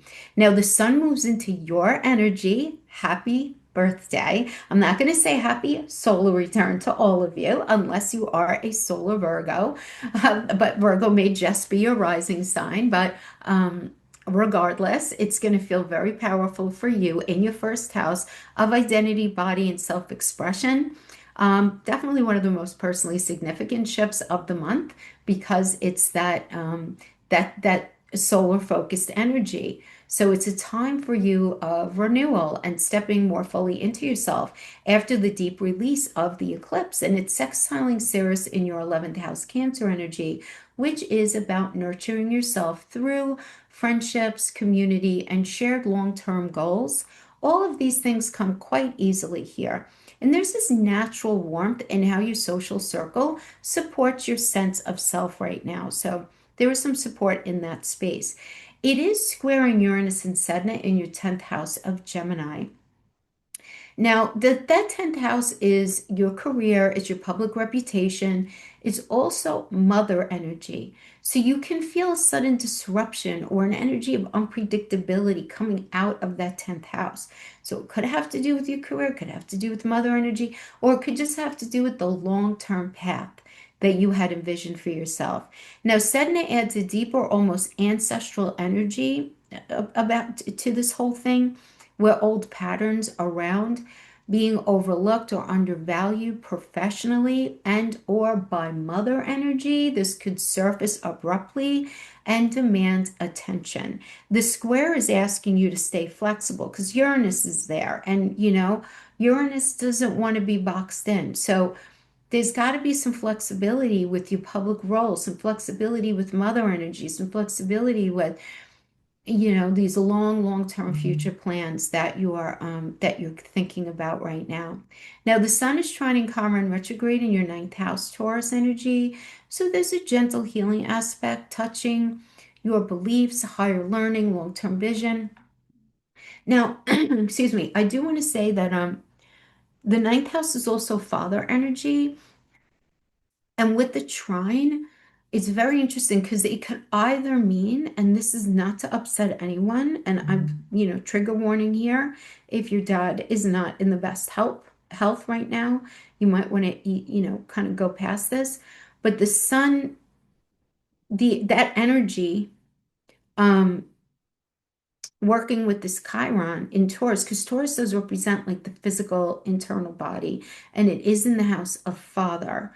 It is in a supportive trine. So for some of you, it can mean an improvement in dad's health, or it can mean an easy transition, which is what we should all want, right? I didn't have that with my dad. It's the saddest thing. None of us were around him because he didn't want any of us to be around him.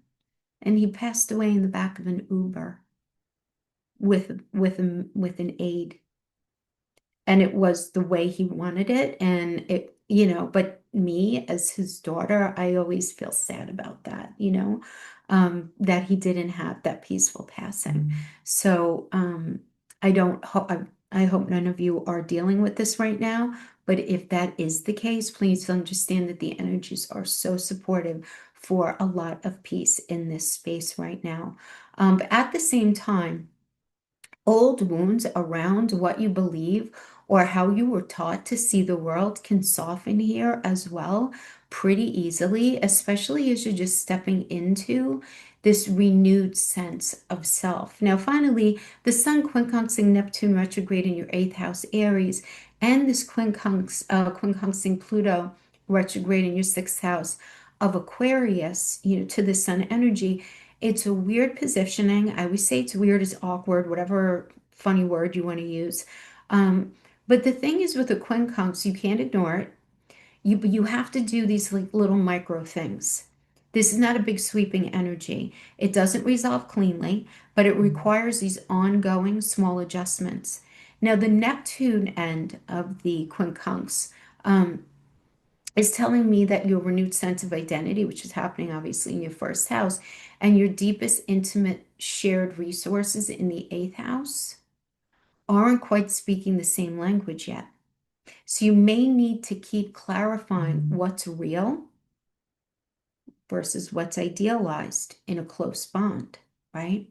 Or in some kind of, could even be a financial connection.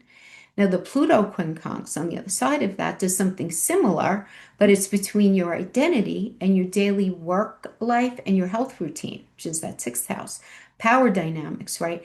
So, some sort of situation concerning power dynamics may need repeated small recalibrations rather than one clean fix. Now, we do have the Pisces lunar eclipse on August 28th in the seventh house, and it falls in that seventh house of significant others, partnership, marriage, one-on-one commitments, your boss, your bosses, your clients, your doctors. Lunar eclipses bring emotional culmination, and here it's telling me that something is coming to a head in a significant relationship. Feelings about commitment, fairness, or what you need from a partner that have been quietly building can easily surface right now. Now, again, this could even happen with clients. It can happen with a boss or bosses or um, your your your energetic connection even to what it is that you do on the day to day.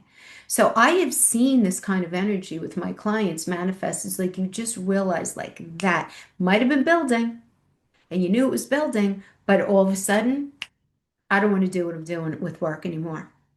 Something's got to change. You know what I mean? Like because you're just not feeling as connected to it anymore. And it could be because of other responsibilities in life, whatever, it doesn't matter. But you're just not feeling as connected. Now, both of these luminaries square Uranus and Saturn in your 10th house Gemini.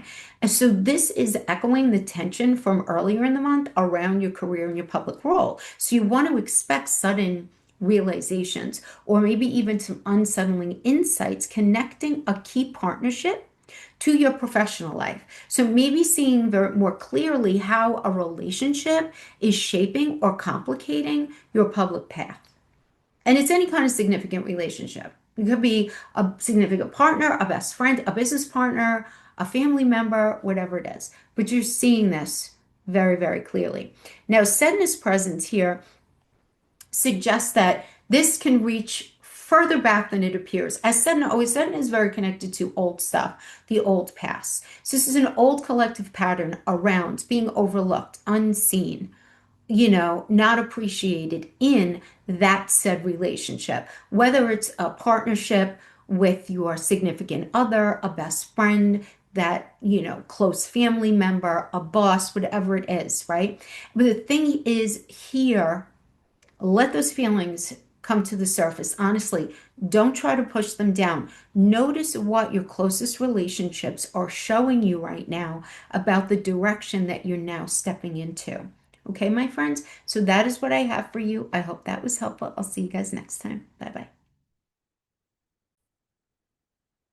Hi, Libra Rising. I hope you guys are doing amazing today. So let's unpack August, starting with your sign, Venus moving into your energy. You guys love when Venus is in your energy, obviously, because she's the ruler. And in your first house of identity, body, self-expression.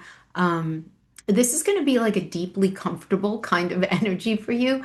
You could feel a lot more magnetic, more poised, real cute, just aesthetically attuned this month as well. Like a natural pull towards beauty, balance, how you present yourself just to other people.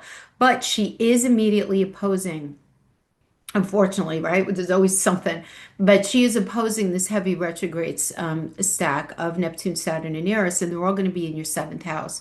Aries energy of marriage, of partnership, one-on-one commitments, your boss, your bosses, your clients, your energetic output at work, right? How well you're connecting to what it is that you do on your day to day. Seventh house is also your doctors, right? We don't talk about that enough, right? So it's there. So there's going to be this tension between your sense of self and any or a few of these energies that I just mentioned happening in that seventh house. Now, Neptune retrograde opposing Venus, which is going to be happening here, can blur the line between who you truly are and who you become in order to keep a partner or a situation with this other person happy.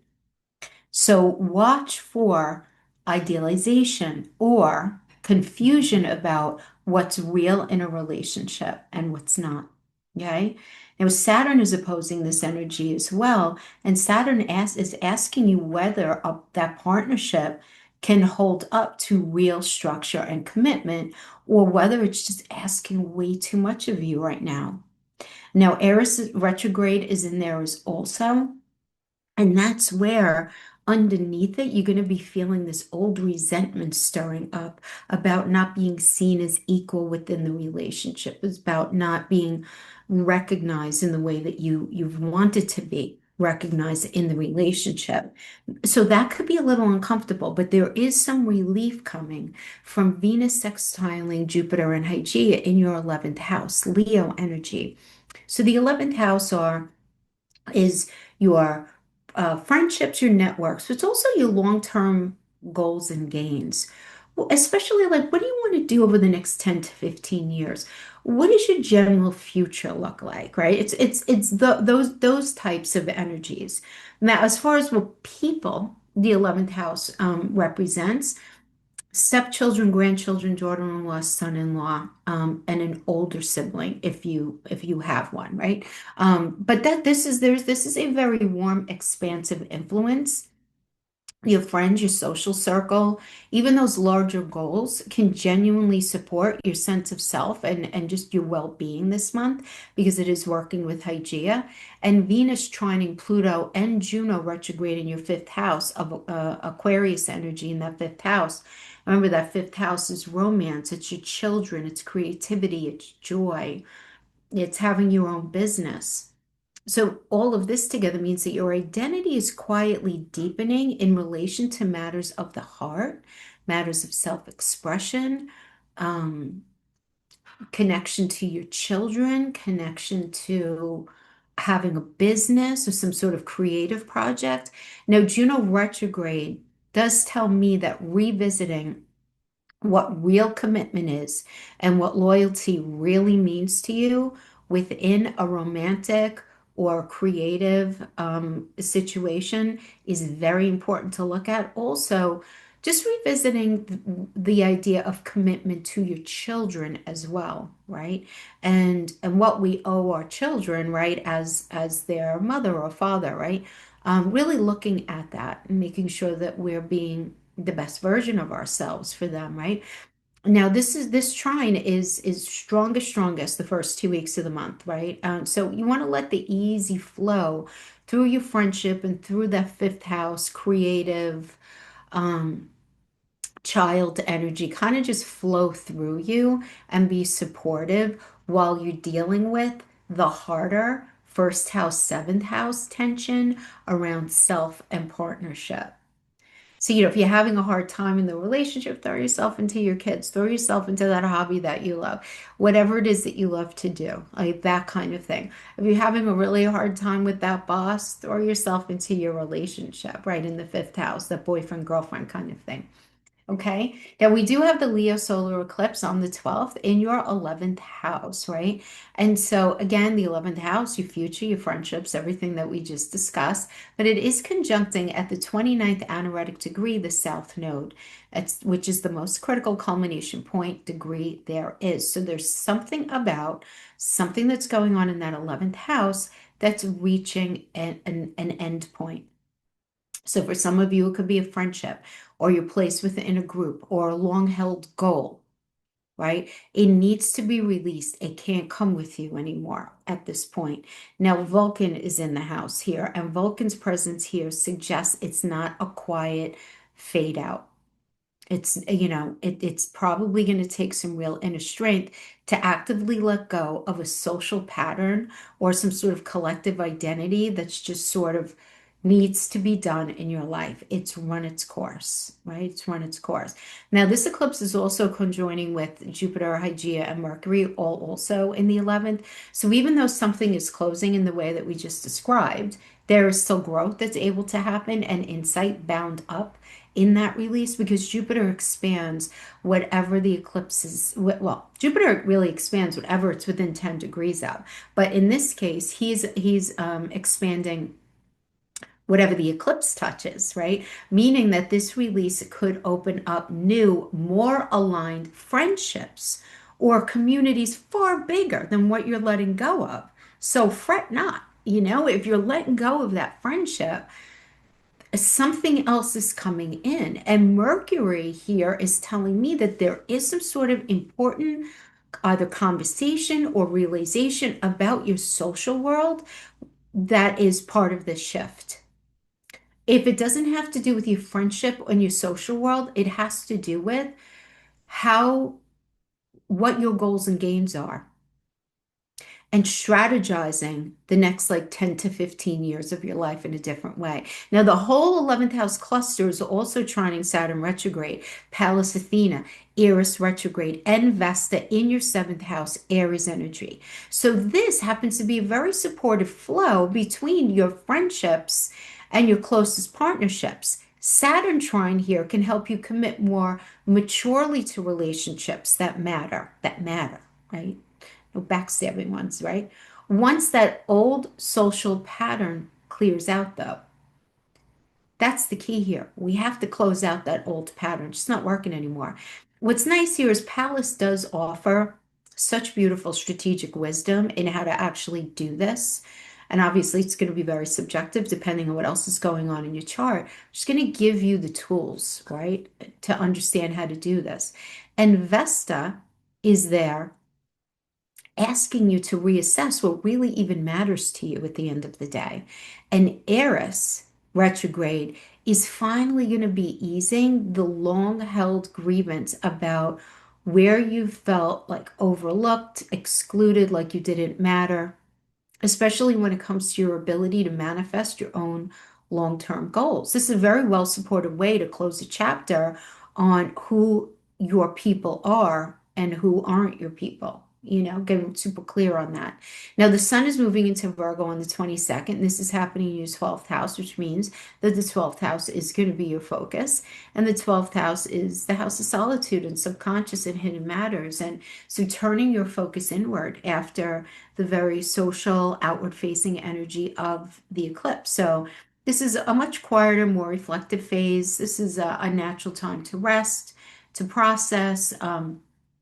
And just release, before you have your solar return coming up next month. It's sextiling Ceres in your 10th house of Cancer. So nurturing yourself through your career, through mother energy, could be nurturing yourself through a public role.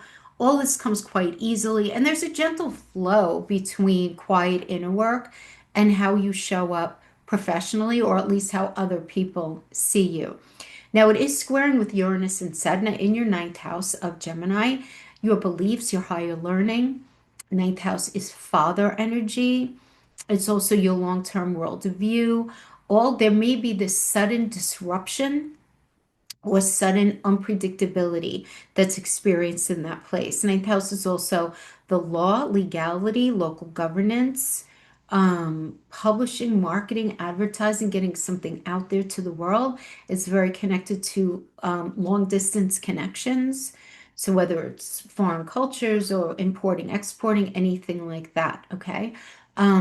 But something disruptive, something unpredictable is coming in. Now, Sedna is here, adding a deeper ancestral kind of vibe. And when I say ancestral, I mean something old pattern around being dismissed or unheard in matters of like belief or philosophy, religion, law, politics, your worldview mattering. All these things can rise up to the surface very abruptly and demand attention. So the square is asking you to stay flexible with what you believe, instead of being rigid, right? Because Uranus really doesn't like to be boxed in. And this may specifically touch how private hidden feelings challenge your long held beliefs or plans, right? And for some of you, this can manifest as tension with father because of your belief system and something that it is that you want. For some of you, it can be. For others of you, between the 12th house, which is prison, and ninth house is the law, there could be that, right? I know they sound like, what does one have to do with the other? But they do kind of fall under the same purview. The 12th house is the house of addictions, and the ninth house is belief system and faith. So there could be this, struggling to find the faith to be able to release something that is not good for you. And it doesn't even have to be to a substance. It could just be, we could be addicted to so many different things, to work, to our own ideas, how we think things need to be. You get the idea. Right. But there is going to be this tension here. Now, the sun trining Chiron retrograde in your eighth house, Taurus energy, can show up, as a very gentle healing aspect. Um, the desire for gentle healing is here, right? And so this is going to touch on eighth house matters such as intimacy and shared resources and deep trust and emotional entanglements. So old wounds around vulnerability and just the idea of merging with another person can soften here with real ease, especially through the quiet inner work of the 12th house transit and what that's asking you to look at. Now, finally, the Sun quincunxes Neptune retrograde in your seventh house of Aries, and the quincunxes Pluto retrograde in your fifth house Aquarius. So they're kind of like quincunxing, but in different directions. So quincunxes, I've been saying for all the signs, they're weird, they're awkward, they're necessary. You can't ignore it. They don't. A situation has to resolve. It's not going to resolve cleanly. Quincunxes require small adjustments. So let's look at the Neptune quincunx first. All right. So this is telling me that your inner private world in that 12th house area and your key partnerships aren't quite speaking the same language. Like what you're really thinking, feeling, and desiring is not in alignment with like the actual 3D of what's happening in your relationships, right? So you may need to keep clarifying, and I know that sounds annoying, right? But you may need to keep clarifying what's real versus what's idealized in a relationship and checking in with yourself, like what you ultimately want in the relationship or in that work situation. Is it even really possible within reality, or is it something that you privately think they're capable of? And so you've developed that expectation around what you believe they should be capable of, but they might not be capable of it, right? So it's really looking at this idea of idealization versus like what is, okay? Now the Pluto quincunx does a similar thing, but this is between your subconscious world and your romantic creative life and or your children, right? That fifth house energy. So power dynamics there may need some sort of repeated small calibration rather than some any kind of clean fix. So you may need to keep reminding your partner about something having to do with the kids or the business or the romance in the relationship, right? And that's frustrating to do, right? Because you could feel in your mind, well, they should know this is not the kind of energy that that's going to work in. So these small reminders, right? Now you also have the Pisces lunar eclipse on the 28th in the sixth house of health and daily work and routine. And lunar eclipses bring emotional culmination.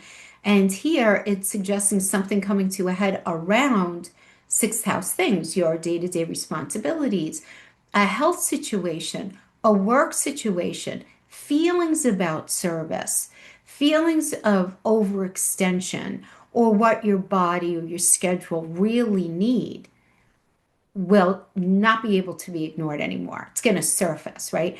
Now, both of these luminaries at the same time are squaring Uranus and Sedna in the ninth house Gemini. So that's going to end up kind of reverbing. There's like this echoing coming from earlier in the month, that tension from earlier in the month around your beliefs and your worldview, right? It could also be connected to the tension surrounding father energy or the tension surrounding that legal situation. But expect sudden realizations or unsettling insights connecting your daily routine or health to a bigger philosophical or long distance situation. Maybe seeing clearly how your everyday habits are or are not aligned with what you believe in. And Sedna's presence in there suggests that this is nothing new. This is going to be something that it has nothing to do with now. This is something that's been building over a long time, an old, even collective pattern around being overworked or unheard and or not taking good care of your body in the way that it needs to. So this is an invitation here to let these feelings come to the surface honestly and just look at them instead of just pushing them away or ignoring them or doing anything to escape. And let this eclipse recalibrate your daily life. Let this eclipse recalibrate your health and how you view your body. It's looking to recalibrate what you actually value, including your own sense of self and your own body. Okay. So that is what I have for you, Libra Rising. Thank you so much for joining me. I'll see you guys next time. Okay, Scorpio rising. Let's get started talking about Venus in your 12th house, in that Libra energy starting August 7th. Okay, that's 12th house is the house of solitude and subconscious and hidden matters. And Libra loves when Venus is in her space because Venus is her ruler. So this is a very private house. She's bringing gifts of harmony and grace, and she is just wanting to pull you toward peace and beauty and just gentle connection in your inner world right now. Maybe through art or through dreams or through quiet, any sort of like quiet spiritual work, okay? But remember that Venus in that 12th house, because it's behind the scenes, there could be focus on private relationships, There could be a lot of focus on things that make you feel good that are done in private behind the scenes. And there's a reason why the 12th house is considered the house of addiction. And that's not to say you all struggle with addiction. A fair amount of you do, a fair amount of you do, a fair amount of Pisces do as well. There are certain signs that are more predisposed to having addictive energies. Obviously, depends what else is in your chart, of course. But um, for those of you in that space, sometimes Venus in that house can um it can increase some sort of imbalanced behavior. Let's just say that because it doesn't we could be addicted to so many things. Alcohol, drugs, shopping, money, our own ideas, our own ideologies, work, sex, so many things, right? But really looking at that space of imbalance, and this is the thing, Venus wants you to feel peace, right? She's in there wanting you to feel that peace, but there is this retrograde stack across the wheel having to do with Neptune, Saturn, and Aries, all sitting in your Aries sixth house of daily work, health, routine, work, daily responsibilities. So this is setting up this tension between that 12th house energy where Venus is hanging out, right? And that sixth house energy where we have again Neptune, Saturn, and Eris. So the tension is being set up between your inner world, 12th house, and your everyday responsibilities, which is the sixth house. Now, that Neptune retrograde opposing Venus can blur the line between rest and avoidance, you know, rest and, self-medication, making it hard to tell if you're truly recharging or escaping something in your daily routine that actually needs attention. Okay. Now, that Saturn opposite Venus is asking whether your private emotional needs can coexist with real structure in your work and your health habits, or whether one is being neglected for the other. And that Eris retrograde can certainly stir up these old these old feelings of resentment about feeling unsupported in your daily grind, unsupported in your daily responsibilities. Could be a lot of this just resentment, like, you had things in your mind's eye set how you thought they would normally be in your life based on what you're willing to give. And it just didn't seem to work out that way. And that could manifest as this deep resentment. And don't blame yourself, give yourself grace. Part of the human condition is that. This is just part of it, right? But then we need transits like this to bring it up, right? So that we can look at, um, really looking at a private hurt that's been quietly, we could say building, or we could say breaking you down. There is a quiet hurt there. Now, because it's working with Venus and Libra, it can easily have to do with a relationship and or a work situation, or maybe both. Now, the relief does come, and there is some relief from Venus sextiling Jupiter and Hygeia in your 10th house Leo energy of career, public reputation, your very long-term goals, okay? This is a warm, expansive influence, your professional life and public standing, your future goals can genuinely benefit from generosity and recognition right now. And Hygeia supports building sustainable habits that serve your long-term reputation, your long-term ability to go after what it is that you want for yourself, where you're able to exercise a true sense of well-being as you move into your future. And this Venus trining Pluto and Juno retrograde in your fourth house of Aquarius, which is fourth house of home, property, real estate, family, all of that, your household, um, there's something that's deepening in relation to your domestic life here. Juno retrograde tells me that revisiting what true commitment and loyalty mean within your family and or household is completely required here. So this trine is strongest the first 2 weeks of the month. She is really allowing this flow through career and or your long-term goals and your home life, support you through that harder sixth house, 12th house transit, which is the health axis of health, the axis of daily responsibilities, right? because there is some sort of tension on there, tension around rest, tension around routine, health, habits, some sort of tension there, right? But that other energy aspecting into that 10th house can help be supportive, right? And then we have the Leo solar eclipse on August 12th in your 10th house. 10th house, again, like I just said, career. It's your public reputation. It's your long-term goals. It's also, by the way, the manifestation of mother energy. So if your mother is still with you, but it is conjunct 20 to 29-degree retrograde south node, the most critical culmination point that there is. So there's something about that 10th house energy that's reaching an endpoint. So for some of you, it could be a professional path. For some of you, it could be your public image. For others of you, it's that long-term situation that you envisioned being a certain way. Something is being released here. It cannot move forward with you. And Vulcan is here making sure that this is not a passing fad. It's not a slow fade. This is this needs to leave your life. And it's going to take some real inner strength and very forged willpower to actively let go of some sort of old ambition or public identity or this long-term dream that you ideally wanted for yourself. An honest recognition that it's run its course, right? That it's not going to be that.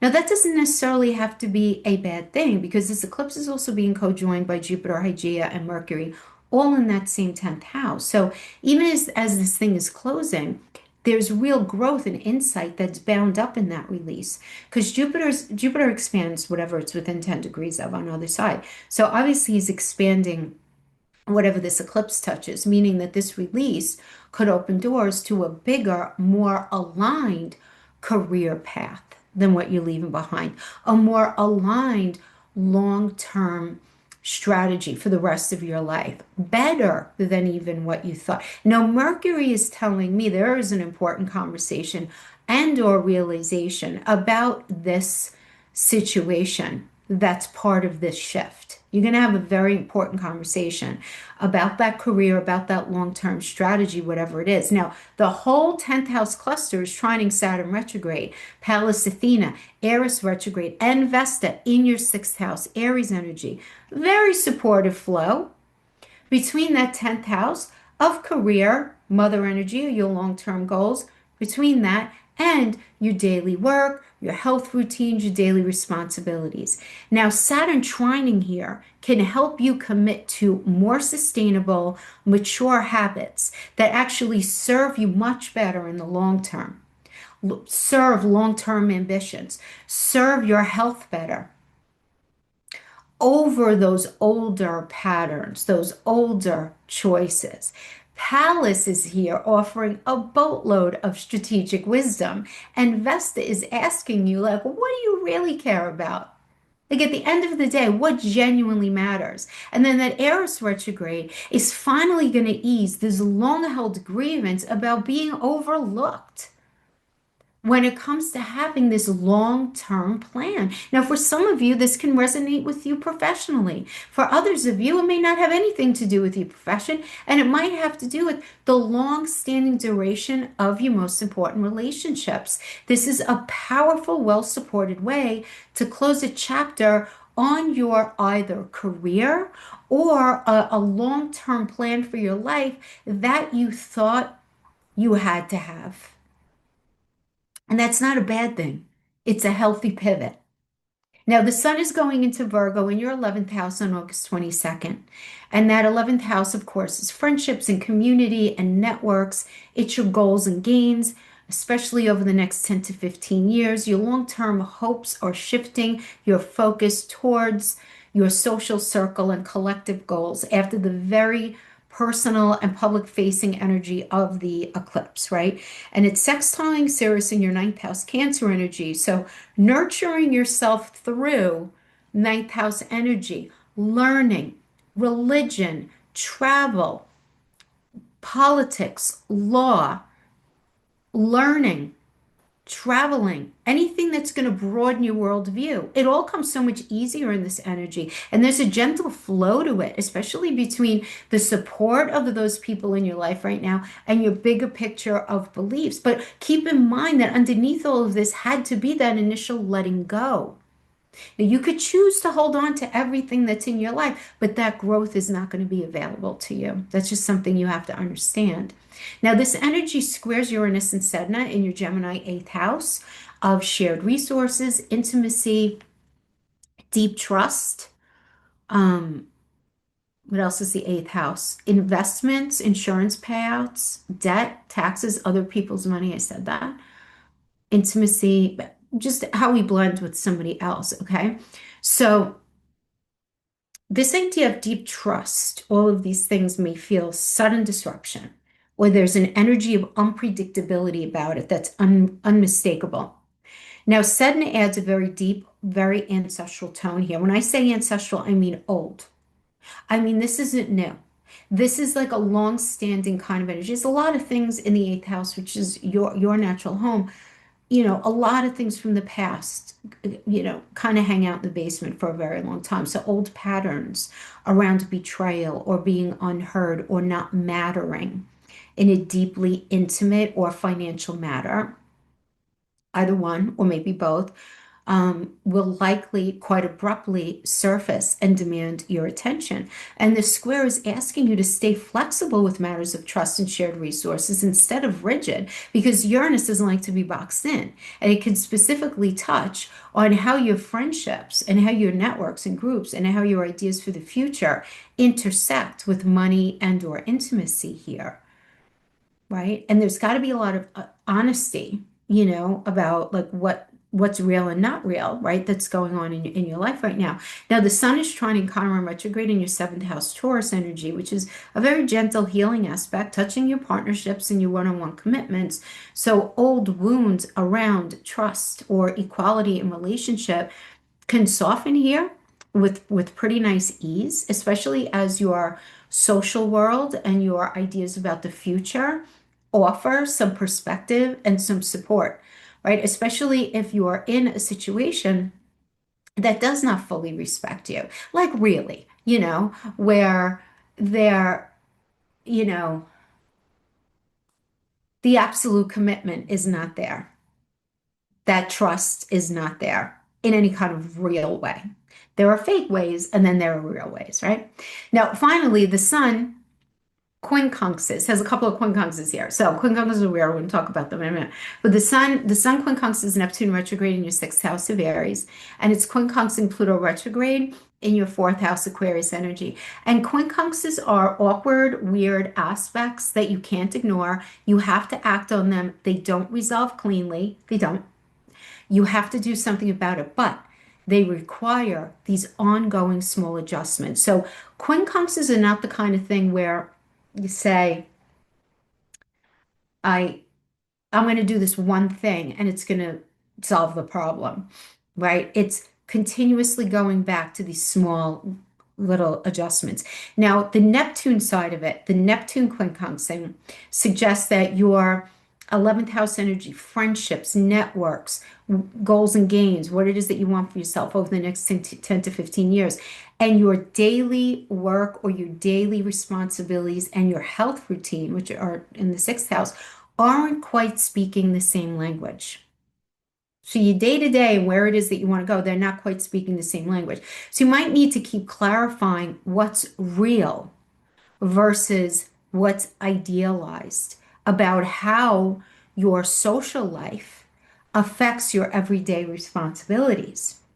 And the Pluto quincunx does something very similar, but it's between the community life and your home life and or your future and your home life. There are power dynamics involved in this that need repeated small recalibrations rather than one like clean resolution.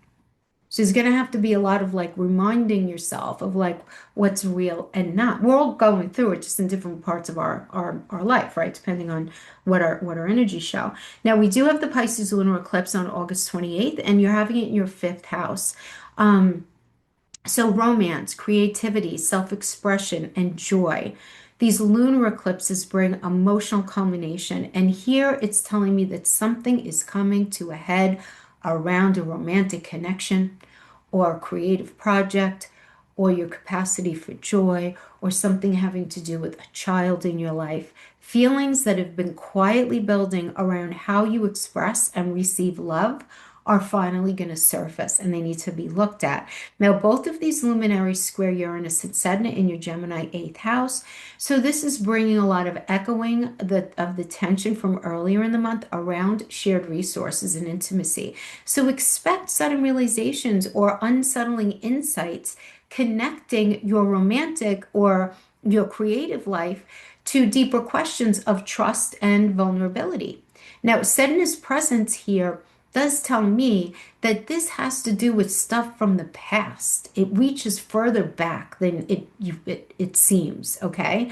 This could be an old, even collective pattern around being betrayed or emotionally unsafe in intimate situations, just not having that trust. Now, what you need to do here is to let these feelings surface honestly instead of guarding against them, and to notice, really pay attention to what this eclipse reveals about your capacity to love and your capacity to create freely where you feel free and not beholden to another energy. So that is what I have for you guys for now. I hope this was helpful in some way. Thanks for hanging out with me, and I'll see you guys next time. Bye bye.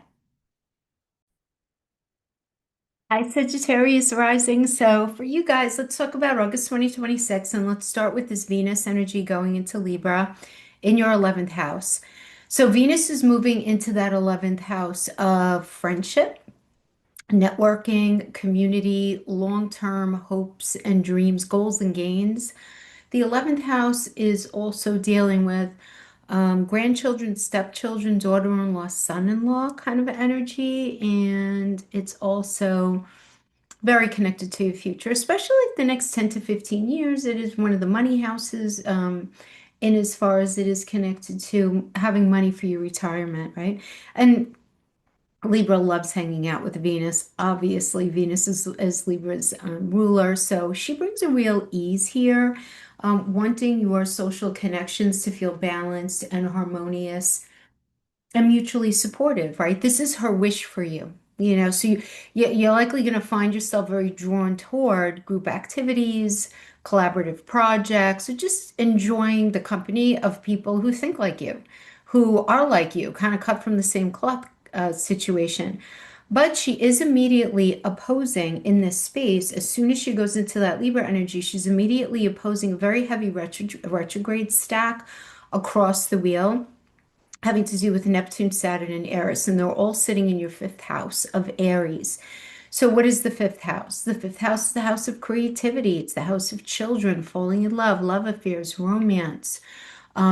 Anything that you create, we consider the fifth house the house that we co-create with God in, right? So, entrepreneurial activities, monetizable talents that you might have. So, all of that creative stuff, but it's also relationships and as far as like the earlier stages of relationship, falling in love, the love affair, the romance, anything connected to children as well. Okay. So we have this sitting in opposition right now. And so this automatically does set up a tension between that 11th house social world and your personal joy and love life, which is the fifth house, right? So Neptune retrograde opposite Venus can blur some lines, right? Blur the lines between genuine connection within your community, like what's real regarding friendships and connections, and idealization or disappointment in a romantic or even some sort of creative situation that you might have going on. Now, Saturn opposite Venus does ask whether your friendships can hold real weight and commitment, even as a romantic or a creative pursuit, or even a situation going on with one of your children, where that may demand structure and follow through. like a lot more attention. And Eris retrograde can stir these old resentments around not being creatively recognized and emotionally supported by your closest circle, your social circle, but especially your closest circle. So something can come up in the month of August that can create some tension in that area. However, we do have some relief coming from Venus sextiling Jupiter and Hygeia in your ninth house of Leo. So the ninth house has to do with any sort of legal matters. It has to do with publishing, marketing, getting something out there to the world, getting something done, dealing with foreign land and foreign cultures. It's very connected to father energy. It's very connected to faith and higher learning, politics, law, legalities, governance. Those are all ninth house things, right? Very connected to your beliefs. And everything that I just mentioned, right? Those long distance connections, again, the higher learning, higher mindedness. So this happens to be a very warm and expansive influence. So your friendships and your community can genuinely support your growth in wisdom, in travel, in your ability to get something out there to the world, right? Very connected to like the philosophy, to your philosophy this month, feeling like people get you in that way, right? So you could be battling a lot of like these internal vulnerabilities versus what's actually happening to you externally out in the 3D. And with Venus trining Pluto and Juno retrograde in your third house of Aquarius, having to do with communication and everyday connections, this means that your social life is quietly deepening through very deep, meaningful conversations. Could be very connected to a sibling or siblings, extended neighbor, extended family, your neighbors, anything around your neighborhood, neighbor relationships, anything like that. Now, Juno retrograde gives this revisiting, right, of what true commitment and loyalty look like on an everyday partnership or having to do with the close bonds. Now, this trine is strongest the first couple of weeks of the month, right? So you want to let the ease and the flow of this energy through your beliefs and communication support you through the harder 11th house, 5th house axis, that tension around friendship. And it could be romance, but it could also be children and or a creative project. I want to be very careful there. Fifth house romance is not connected typically to like the kind of romantic connection having to do with a marriage or somebody that you've been with for a very long time. It's one of those newer kinds of relationships where it's just developing, like the first year. The fifth house is also all of your creative projects. And of course, it's very connected to your children, especially your oldest child. Okay. So there can be some tension around there. Now, you're also dealing with the Leo solar eclipse on August 12th in your ninth house. And again, we just discussed the ninth house. You guys know about the ninth house because it's where you live, right? But this eclipse is landing in that space of beliefs, higher learning, travel, long-term vision, everything we discussed before, except when it comes to this eclipse, it is conjuncting the 29-degree retrograde south node. That's the most critical culmination point that there is. There's no greater culmination degree point than the anaretic 29th degree. So something about what you believe, a long held plan to travel for some of you, or study, or get something published or out there to the world, something about your politics, something about a legal situation, something about your faith, or could be organized or otherwise, but really just your overall worldview is reaching an end point and it needs to be released instead of carried forward. It's not working for you anymore. Whatever you've been holding on to, that you thought you needed in order to grow. Now, Vulcan's presence is here to suggest that there isn't a passive fade out of whatever it is that you're making a change in. Okay? It can take some real inner strength to actively let go of an old belief system or philosophy that quite simply has run its course. Now, when we're talking about ninth house energy, I know you guys are very familiar with the ninth house energy because that is, like I said a moment ago, where you live. But a lot of times when we have this kind of energy impacting the ninth house, we're letting go of where we believed genuinely we knew better, you know, especially when it comes to ninth house things. So when it comes to our faith, when it comes to our worldview, when it comes to our politics, when it comes to um, the like higher minded an understanding of something, when it comes to how something should roll out legally, how something should be presented, right? So all stuff that's generally connected to that ninth house energy. The eclipse is really going to be impacting that because this eclipse is also it's co-joined by Jupiter, Hygeia, and Mercury, all also in that ninth house. So even as that thing closes that I was just discussing, there is some real growth and insight that's bound up in this release. Jupiter, your own ruling planet, very exalted in this space, is expanding whatever the eclipse touches, meaning this release could open the door to a far bigger, much more expansive worldview or opportunity than what it is that you're letting go of, than what it is that you are and again, we could say letting go. We could say that you're completely allowing yourself to reframe how you view something. But something can't continue in the way that it was. And Mercury here is saying that there is an important conversation or realization that's very, very central to this shift. Now, the whole ninth house cluster that I'm talking about here is trining Saturn retrograde. Okay, so it's trining Saturn retrograde. It's trining Pallas Athena. I was just looking at your chart here. Eris retrograde and Vesta in your fifth house, Aries energy. So it's a super supportive flow between your beliefs and your creative or romantic self-expression. Saturn trining here can really help you to commit to a more mature, grounded expression of your passions once the old belief pattern clears. And that's the key for all of us, wherever we're having it this month. We have to understand that the maturity is only going to come in once we let go of this other way that's just not working anymore. You know, and the thing is, we're not doing it without help because Pallas is in there offering her beautiful strategic wisdom. And Vesta is really pushing you to identify what you're truly devoted to, like truly devoted to.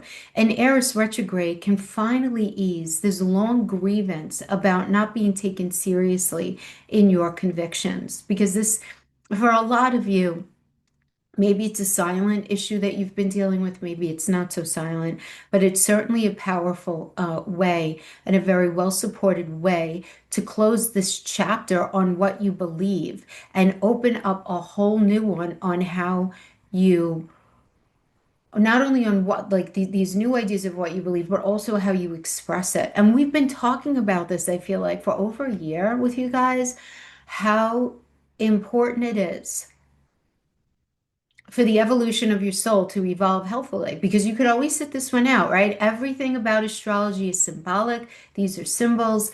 I explain to you what they represent. I tell you what the energy represents. You could go with it. You could fight it. You could do nothing. It's always up to you. We have free will. We're not puppets to any of this, but my recommendation is always to work with the energy. And so with that, having Pluto in your third house, Pluto wants to really look at, right? Because he's very connected to this idea of control and, um, old ideologies and really doing a beautiful leveling up. I don't want to say like change, like because change sometimes is the wrong word. It's like this leveling up of how it is that you think and communicate, realizing that there's got to be this expansion that's worked into how it is that you think of people, other people in your life and situations, and expanding the way that you communicate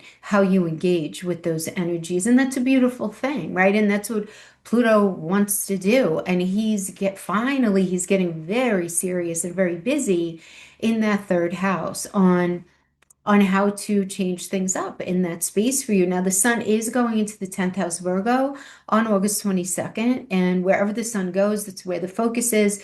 So it is all about that 10th house, that angular highest house in the chart, 10th house career, public reputation, standing in the world, your long-term goals, that long-term direction. This is shifting your focus toward ambition and how you're seen in the world. Congratulations, Sagittarius, because it looks like something is happening for you. There's this following of this deep philosophical shift of this eclipse. My hope and my prayer is that you guys go with it and you don't shut it out. You don't allow stubbornness. You don't allow any sort of addiction to an old ideology to get in your way. This is sextiling Ceres in your eighth house of Cancer. There's nurturing yourself here through eighth house energy, through shared resources, through intimacy, through emotional trust that's coming so much more easily. And there's this beautiful, gentle flow between your public ambitions and your most private and intimate connections, those private bonds.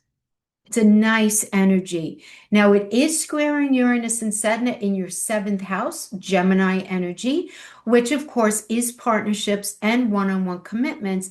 And this area can feel sudden disruption or unpredictability. Saturn does add a deeper, almost ancestral undertone. And I'm using this word ancestral in all the videos this month. I want you to understand what I mean. It's long standing. This has little to nothing to do with whatever is going on in this moment, meaning in July, August, even September of 2026. This is stuff that's going to be coming up and around from a long time ago. These are old patterns around being unheard or undervalued within a relationship. This could easily resurface in this energy and abruptly demand your attention, where you're made to see where you might be holding on to an old narrative when it comes to intimacy and trust and shared resources. And the square is begging you, I'm not even saying asking, is begging you to stay flexible, especially with those closest relationships, instead of being rigid in any way, because there's Uranus involved and Uranus hates being boxed in. And it can specifically touch on how your career ambitions strain or shift a partnership. So you and your partner, everybody's got to be checking themselves in this energy, but especially you right now, right? I'm just being honest because I love you guys, okay? Now, the sun is trining Chiron retrograde in that sixth house Taurus energy. This is a very nice, gentle, healing aspect that touches on those sixth house things, which would be your daily work and your health routine. Now, old wounds around service and responsibilities, and overextension, or even feeling unworthy can, when I say unworthy, it's like unworthy of just being okay to do nothing, where you weren't worthy of rest. Like if you weren't resting, like if you were resting, you could have felt like, okay, obviously I'm not doing anything. There's this interesting kind of like relationship for a lot of Sag risings. Now, if you're not this kind of Sag rising, maybe you have something else going on in your chart that counters this. But for a lot of Sag risings, because you guys are very like, you want to get stuff done, you're so big, you're so boisterous, you're so funny, you have such wanderlust, you're such a big energy, obviously, because you're ruled by Jupiter. But there could be a lot of guilt associated or a negative connotation connected to this idea of rest and this idea of just trying to like chill out and not do anything, not have it connected to anything other than just resting, right? Now, you might experience that in within yourself, but generally speaking, also reassessing and reevaluating your whole relationship to the idea of recognizing that even in other people. Like when other people take time to rest or just take time to do nothing, you could be like, oh, what's that about? Like, why are they doing that, right? So this whole idea of that is just going to be reframing itself. It is. But I feel like old wounds around this area, around again, service overextension. But that Chiron in there can just kind of soften it with a real ease, especially as your public ambitions in that 10th house find grounding in daily habits that are very sustainable. And in part of that is going to be having to take time for yourself to rest. And I mean, get some really like solid, normal, good rest. Now, finally, the Sun quincunxing Neptune retrograde in your fifth house of Aries. And the sun is also quincunxing Pluto retrograde in your third house of Aquarius. So we have this on both sides of the sun. We have these quincunxes, and quincunxes are very weird, awkward aspects. They don't resolve cleanly. They do require ongoing small adjustments. So let's talk about the Neptune side first. So the Neptune quincunx suggests that to me that your career, your public role, where it is that you're going right now, and your romantic and your creative self-expression, which are that fifth house, they're not quite speaking the same language. So, and the same thing could be like where you want to go. It might not be speaking the same language, like with one of your children, right? So there's going to have to be not one sweeping conversation. It's not like that. You may need to keep clarifying what's real versus idealized about pursuing a passion along ambition.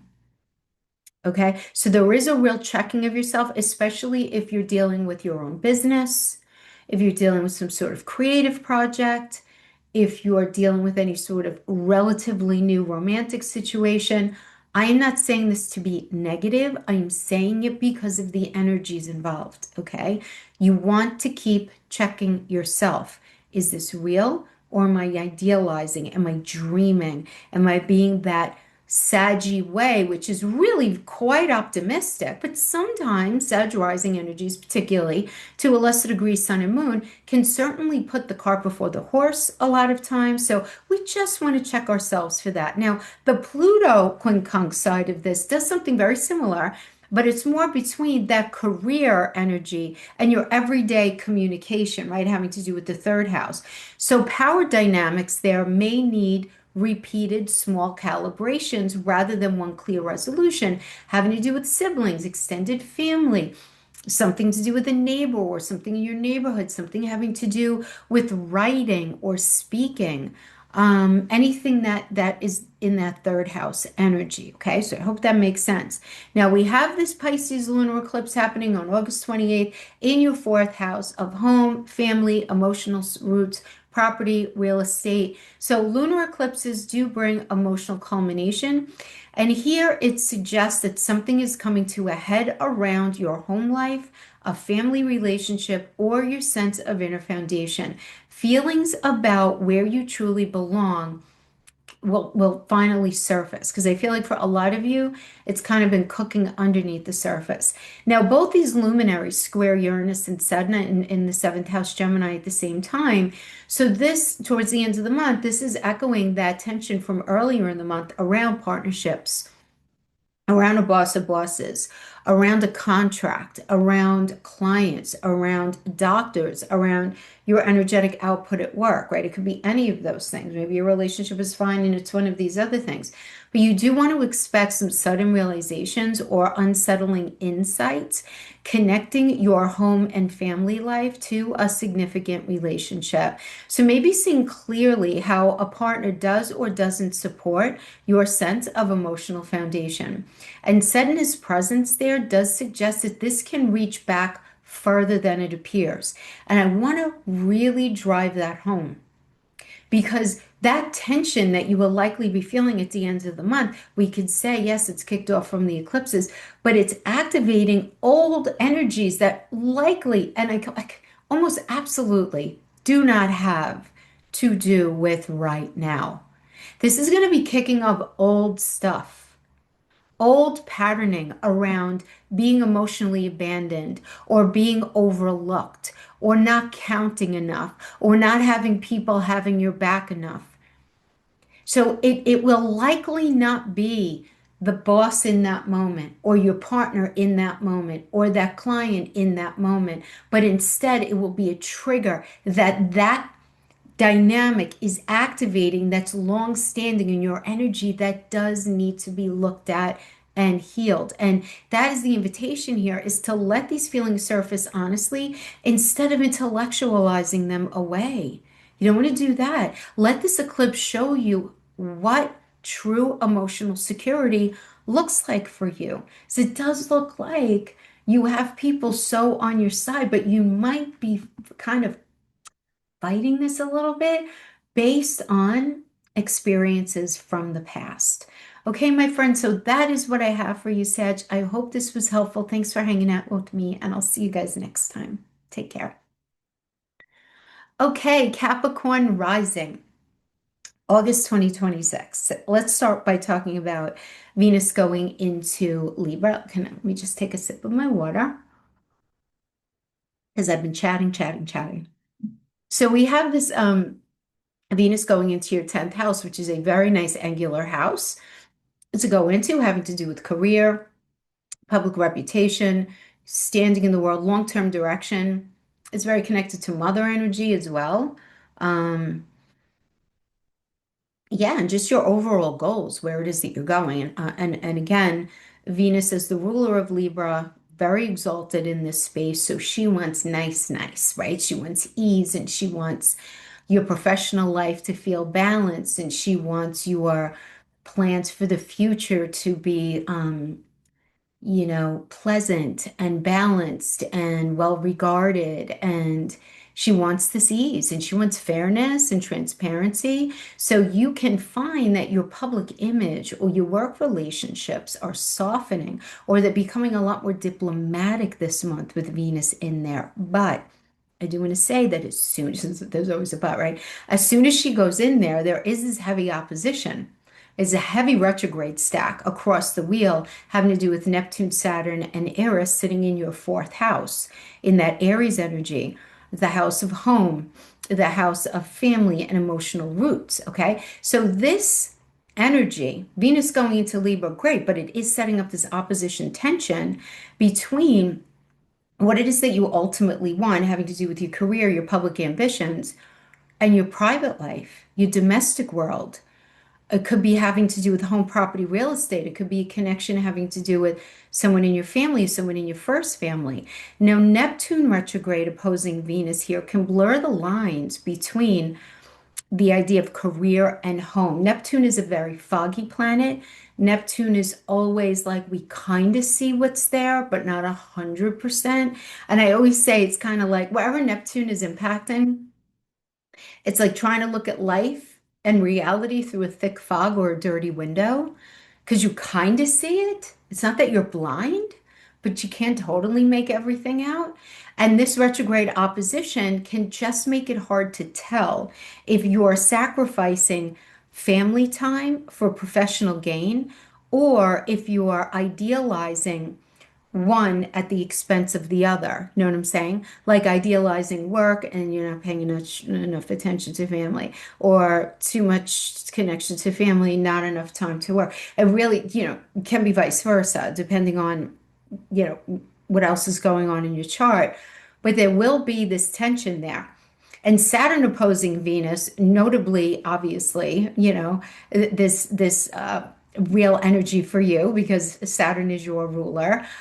This is asking whether your home life can actually hold real structure, even as your career and what it is that's going on, having to do with how it is that you make money, demands more from you.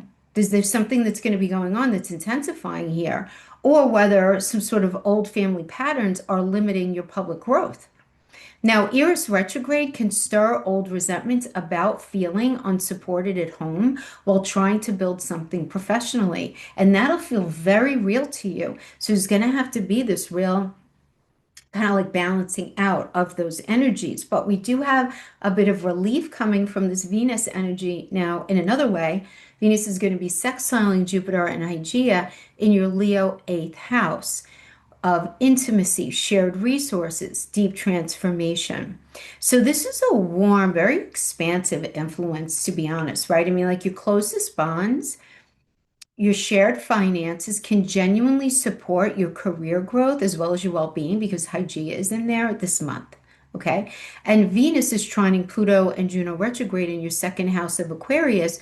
So your personal resources and self-worth are going to be activated here, meaning like your professional life is quietly deepening, your sense of value and material security is going to be improving here. Okay, so now we also have Juno retrograde involved. And Juno retrograde is revisiting for you, really pushing you to revisit what true commitment means in a work partnership or how you're compensated for your worth. So you're just going to be looking at work differently. Like, what are you actually really willing to throw your energy into? And what price point do you have to be at? Now, this trine is certainly strongest the first couple of months, first couple of weeks of August, for sure, right? So let the ease that's flowing through those intimate bonds and resources support you through that harder 10th house, 4th house tension that's going to be hitting around career and home. Okay, so there's definitely going to be some shifting going on in that space. Now we do have that Leo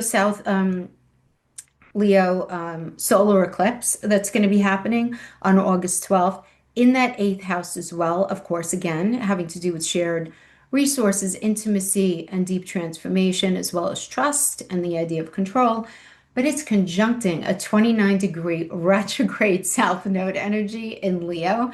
So it's brand new in there. And this is obviously this is the most critical culmination point that there is, the 29th Adamatic degree. So something about a joint financial matter, a deeply intimate bond, or a pattern of control and trust is reaching a true endpoint, and it needs to be released for sure instead of carried forward. So that situation having to do with shared resources or that insurance payout or that inheritance situation, whatever it is, there's got to be this endpoint is going to be reached. And this energy is not meant to move forward with you anymore. And now Vulcan's presence here tells me that this is not a passive fade out. Wherever Vulcan is hanging in anybody's chart this month, there's no passive fade out here. It's probably going to require some real inner strength to actively let go of an old pattern of enmeshment or withheld vulnerability. This is not going to be simple, but this is going to be entirely necessary and very, very possible because the energies are kind in that way when we let them be. This eclipse is also co-joined by Jupiter, Hygeia, and Mercury also in that eighth house. So even as this thing that we're just mentioning here is closing up, there's real growth and insight that's bound up in this release. Now, Jupiter, obviously, I talk about this all the time, expands whatever he's within 10 degrees of, right on either side. So he's expanding whatever this eclipse is touching right now, meaning this release could bring unexpected abundance or a deeper, more honest intimacy than what you are leaving behind. So if you think it's tough to have that conversation with your significant other about money, or to have that important conversation with that family member about something having to do with shared resources, it's what's on the other side is a more honest and more open opportunity. Okay. Now, Mercury is just so important in this energy because he's bringing some sort of important conversation or realization about trust or shared resources. Definitely a part of this shift, okay, in that eighth house. Now, the whole eighth house cluster that we're talking about is also trining Saturn retrograde, Pallas Athena, Eris retrograde, and Vesta all in your Aries fourth house energy. So this is a very supportive flow between your deepest bonds and your home and family life. So Saturn trining here can help you build a much more honest, transparent, lasting foundation at home once that old pattern of trust or control, that need of trust or control, now whether it's coming from you or a significant other, whatever it is, once that's dealt with, man, could this be healing? But that has to clear first. You understand? Because Pallas, one thing she does, and she does so well, is she brings strategic wisdom. So even if you're sitting there going like, I don't even know how I would figure that out, that's okay. You don't have to have it figured out right now. The energy hasn't hit yet. Some of you might be vibing it already, but Palace is offering you very strategic wisdom. Vesta is asking, what do you really want? Like, what are you like legit very devoted to right now in that space? And those are private spaces between houses 4 and 8. Like really asking, right? And Eris retrograde is going to be easing this long-held grievance about betrayal within the family or an intimate bond, or maybe both. But this is powerful. This is such a well-supported energy, such a beautiful way to close out a chapter on trust, intimacy, and shared resources. Capricorn, right? I mean, it is just time to let that ship sail, right? Because it's not serving you by just holding on in that same space anymore. Now, the sun does move into Virgo in your ninth house on August 22nd. And so the moving into that ninth house of beliefs and higher learning and travel and getting something published, marketed. This is ninth house. It's father energy. It's advertising. It's law, legalities, local governance. It's your politics. It's your religion, organized or otherwise. Um, but there is this very real touching on your long-term vision is shifting, right? Your focus towards you have this focus shift towards expanding your worldview after deeply, deeply intimate work from the eclipse. Now, while that's happening, it's sextiling your seventh house Cancer energy, specifically Ceres in the seventh house Cancer energy. So nurturing yourself through key partnerships comes very easily in this energy. And there's a gentle flow between your growing beliefs, and they are growing, and the support of a significant relationship that's found in that seventh house. So it could be a significant other, it could be a boss, it'll be somebody that you are in a contract with, right? But it is squaring Uranus and Sedna in your sixth house Gemini. So your daily work, your routine, your health may feel a sudden disruption or this energy of unpredictability. Now, the sixth house has to do with our fur babies. It's our cats and dogs. Um, and I'm hoping that that is not how it's going to be hitting me, because my kitty cat, who was 17 and a half, I just had to take her to the vet yesterday. I'm hoping that she's okay. So please send love and light to my cat, Lexi. But that is sixth house, again, is our fur babies, but it's also our daily responsibilities. It's our health, mental, physical, emotional. So we can experience some sort of disruptive, unpredictable energy. Now, Sedna does add a deeper, almost like older ancestral energy here, where old patterns around being overworked or unheard in service to others, this could resurface, right, abruptly and demand attention, right? So it's like something that's been building up. This is nothing new. So you might even be able to kind of sense what that might look like, okay? Just because Sedna's involved. So it's not like a new thing coming externally. So I don't want you to worry about that. I don't want you to worry about anything. I can't even worry about my cat, because honestly, if it's her time, it's her time. But I will be heartbroken. I'm sure many of you can relate with that. Um, but this square is really asking you to stay flexible with your daily habits. Try not to be rigid, because wherever Uranus doesn't like to be controlled. He doesn't like to be boxed in. And this can specifically touch how a new belief or plan that you have for your life disrupts your everyday routine. So some of you may have like these new responsibilities or new opportunities going on over here, and it really disrupts the way that you're doing your day to day, the way that maybe you could normally, for example, take care of your pets or take care of those day to day responsibilities. So there could be some tension there. Now, at the same time, the sun is trining Chiron retrograde in your fifth house of Taurus. This is a very gentle healing aspect, touching your creativity, your romance, your self-expression. So old wounds around fifth house things, old wounds around your children, or joy, or playfulness, or being seen for who you are can soften here with real ease, especially as you're expanding your worldview in the ninth house, which gives you a new perspective on these old hurts. Now, finally, we have the sun doing this double quincunx. So we have a quincunx to Neptune retrograde in your fourth house, Aries, and we have a quincunx to Pluto retrograde in your second house, Aquarius. Now, these quincunxes are a little funny. They're weird. They're awkward. You can't ignore them. I mean, it's 5 houses away, by the way, just so if you don't know what that is. It's these issues that the quincunxes highlight, they don't resolve cleanly. They require ongoing small adjustments. They ignore any attempt at a big sweeping adjustment.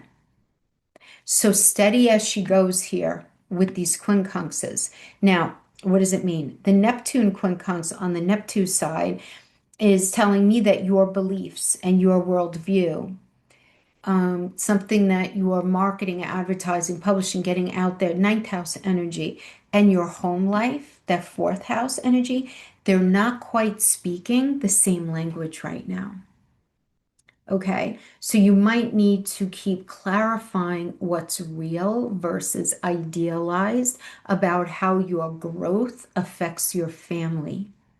Okay, and just continue to check in with yourself. We all have to check ourselves this month, and however, wherever this is impacting us. Now, the Pluto side, the Pluto quincunx does this a similar thing, but that's happening between your beliefs and your personal resources, comma self slash self-worth, right? Because it's between that, not that ninth house and that the sun energy and your second house.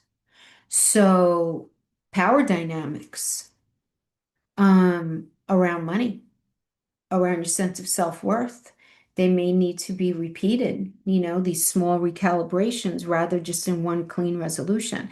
But I don't want you to be disheartened. Like, for example, let's say that you're working something out with a boss or a significant other, or whatever this larger situation is that's going on between your ninth house and your seventh house. You can sit and have the big conversation that Mercury is going to have you have. Or you can have that great realization that Mercury is going to allow you to have. It's a very beautiful energy, especially the first couple of weeks, because all the personal planets are out of their retrograde energy. So everybody's going direct. So you can have these very, what feel to be, and they are, what feel to be very productive conversations, but then it's kind of like 2 steps forward, 3 steps back kind of energy, and I don't want you to be disheartened by that, because everything is happening the way that it needs to. When we're dealing with quincunxes that are sitting like that, with these energies, understand a little forward, a little back, recalibrate. A little forward, a little back, recalibrate. Give yourself some grace. Give the person and or situation some grace. Okay, now Pisces lunar eclipse. This is happening on August 28th in your third house of communication, sibling, extended family, your neighbors, your neighborhood, your everyday connections, right? Your ability to write, teach, all modes of communication. Now, lunar eclipses do bring emotional culmination, and here is something coming. There is something coming to a head here around a conversation, a sibling, or some sort of neighbor relationship, or how you express yourself day to day. Feelings that have been quietly building around being heard can finally surface. So be careful of the top popping off.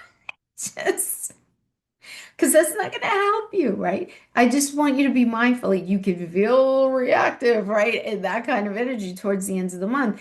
Because both of these luminaries at the same time are squaring Uranus and Saturn in that sixth house Gemini energy. And so this is sort of bringing back around and echoing the tension from earlier in the month around your daily work, your health, your daily responsibilities. So expect some sort of sudden realizations or unsettling insights connecting your everyday communication to your work routine. Maybe you're seeing clearly how the way that you speak or think is affecting your daily functioning. right? We have to be honest with ourselves. Now, Sedna's presence there is suggesting that this is not a new thing. Wherever Sedna is, again, it's not new. It reaches back for a while, right? Further than it appears, right? It's some sort of old collective pattern around being dismissed or talked over, especially if you have your Chiron in Pisces, Aries, Taurus, Gemini, Cancer. I'm hitting all five of those and saying this is going to be boop, boop, right on your Chiron energy where you will not feel comfortable with it. And so having the conversations, right? Because the invitation here is to let these feelings come to the surface, honestly. And rather than rationalizing them away, let this eclipse do its thing. Let this eclipse clarify how you truly want to communicate and connect day to day without feeling like you're being silenced or erased. But that will also require you being very mindful of how it is that you communicate in the first place so that people are not being pushed away or turned off, right? Even if you feel like they deserve it. Right? It's just being very mindful of that. Okay, guys? So I hope that was helpful in some way. Thank you so much for hanging out with me, and I'll see you guys next time. Hi, Aquarius Rising. I hope you guys are doing amazing today. So let's talk about Venus going into Libra in your ninth house on August 7th. Venus loves being in Libra. Libra loves entertaining Venus because Venus is Libra's ruler. And in that ninth house of beliefs, of higher learning, travel, father energy, religion, organized or otherwise, your politics, law, legalities, local governance, foreign land, foreign travel, higher education, publishing, marketing, advertising, getting something out there to the world. With Libra and Venus together, they want ease in that entire area. So they want your worldview and any of these long distance connections to feel harmonious and expansive. Your connection to Father to feel harmonious, your connection to your faith, your connection to your politics. So all of that. Now you can find yourself very drawn during this time with Venus in there towards these ninth house things. So philosophy, travel, teachers, mentors who bring beauty and balance into your thinking right now. Right? You're really gonna have an extra deep appreciation, right, for anyone like that. But there's always a but. She is immediately opposing a very heavy retrograde stack in the sign of Aries. And it's activating Neptune, Saturn, and Eris, all in that third house, Aries energy, which is the house of everyday communication, siblings, extended family, your immediate environment. So this sets up tension between your bigger worldview, which is ninth house, and how you want to expand your life, and your everyday conversations, which is very third house. Neptune retrograde opposing Venus can confuse things. It can blur the line between an inspiring belief and wishful thinking in a day-to-day exchange. Or it can make it hard to discern what's really being communicated by someone close to you. Now, Saturn opposing Venus is asking whether that philosophical growth that you're going through can actually hold up against the harder realities of daily communication or a sibling or extended family relationship. And then Eris retrograde in there can stir up these old resentments about not being heard or taken seriously in everyday conversations. So I do want to say that while Venus in the ninth house wants you to connect well with your father energy, wants you to connect well to any of these relationships that you might be involved with having to do with your growth in life, this opposition to the third house can create some very necessary tension. It can.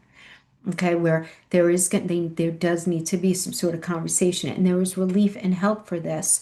It's coming from Venus sextiling Jupiter and Hygeia in your seventh house, Leo energy. This is partnerships, your one-on-one commitments, your bosses, your clients, your energetic output at work. This is a very warm, expansive influence. So your closest relationships can genuinely support your growth and wisdom and well-being because it's involved with Hygeia in this month of August, okay? And that Venus energy trining Pluto and Juno retrograde right in your own first house of Aquarius, which is, of course, your identity and your sense of self, means your expanding worldview is quietly deepening your personal transformation. And I've been working with a lot of Aquarius risings right now, and I know a lot of you are feeling this already. Now, Juno retrograde does suggest revisiting what true commitment and loyalty means to you personally, right? And maybe even redefining what partnership looks like for who you're now becoming. And this is a good thing, right? Because this trine is, first of all, it's strongest the first couple of weeks of the month, the first 2 weeks. So let this ease flowing through the partnership and your own sense of self support you through that harder third house, ninth house axis. Because yes, Venus in Libra is exalted, but we have it opposing all of those other energies. So there is going to be tension around belief and communication, especially, well, throughout the month, but especially those first 2 weeks.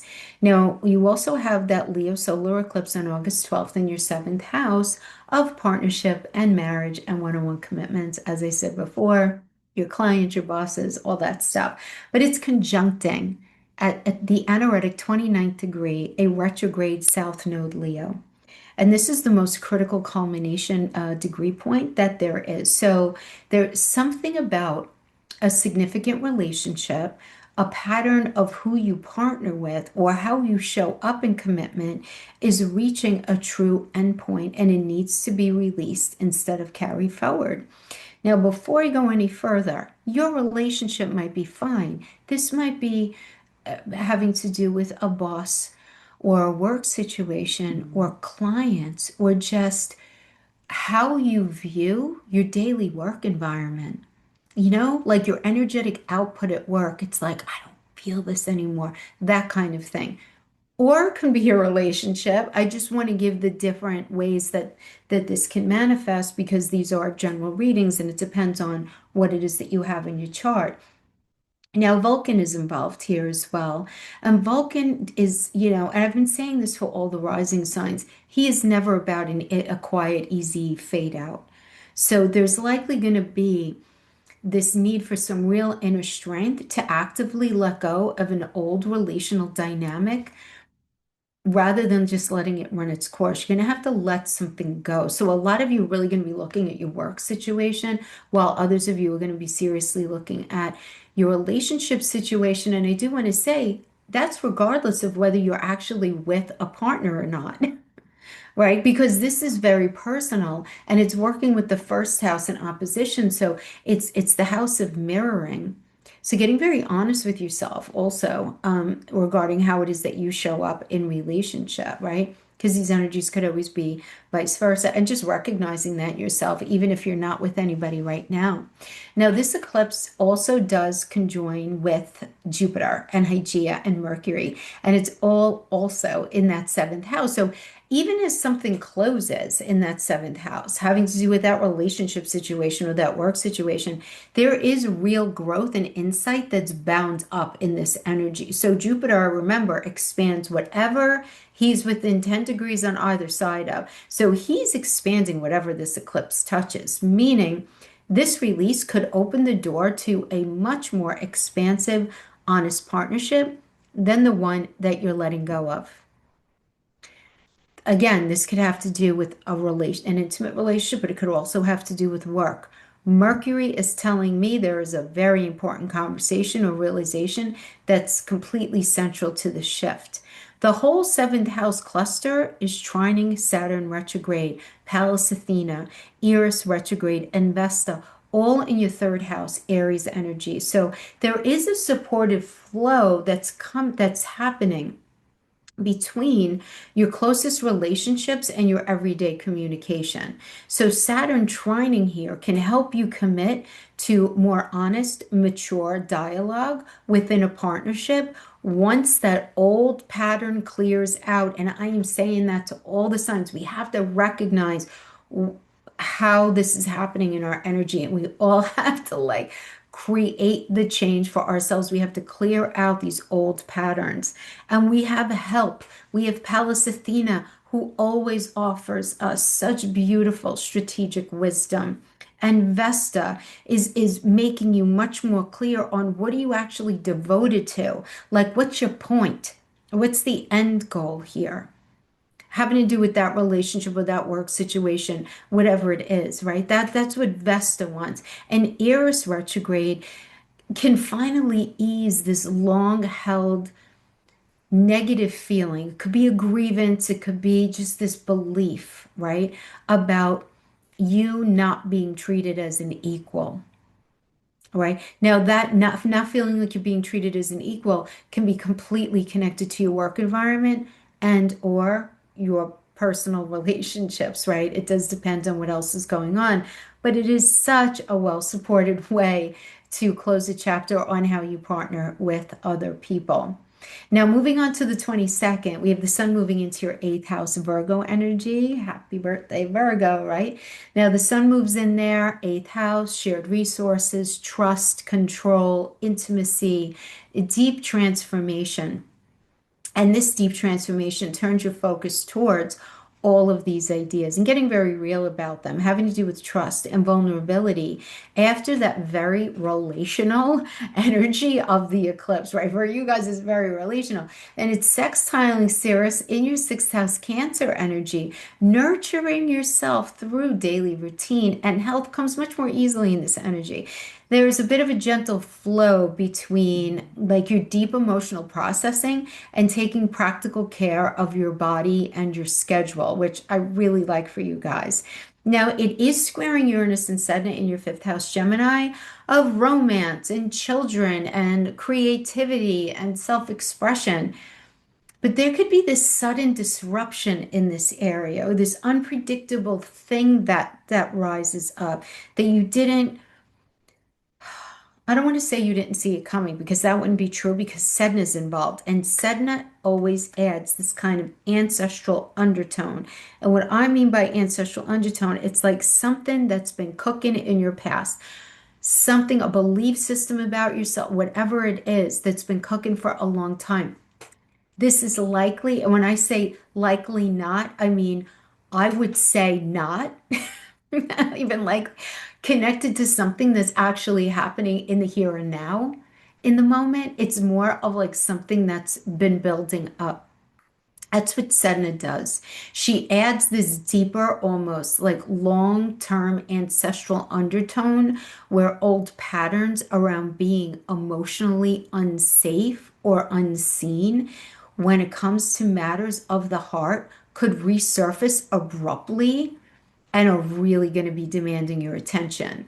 Now, I really want you guys to pay attention who are in new relationships or you just had a baby or you're just starting a new business. Okay? This is from your past. It's not real. Okay? I'm not saying that what you're thinking isn't real, but a lot of these energies that come up I really want you to be very honest because the chances are it's very connected to something in your past where you didn't feel safe. Okay. So there's this fear, there's this trauma there that needs to be looked at. But at the same time, this square is asking you to stay flexible. It's screaming at you to stay flexible with your creative and your romantic life. Don't be rigid. Uranus is in the house and Uranus hates being boxed in. So, and this could specifically touch how deep intimacy issues disrupt your capacity for joy, Aquarius, and getting just so brutally honest with yourself and looking at your childhood. Fifth house is very connected to your childhood. Are there residual issues left over from maybe a parent's divorce or pain where you are divorced and there was, you were the dynamic changed with your children, whatever it is, it's asking to be looked at right now. Now, the sun is trining Chiron retrograde in your fourth house, Taurus energy, which is such a gentle healing aspect, touching your home.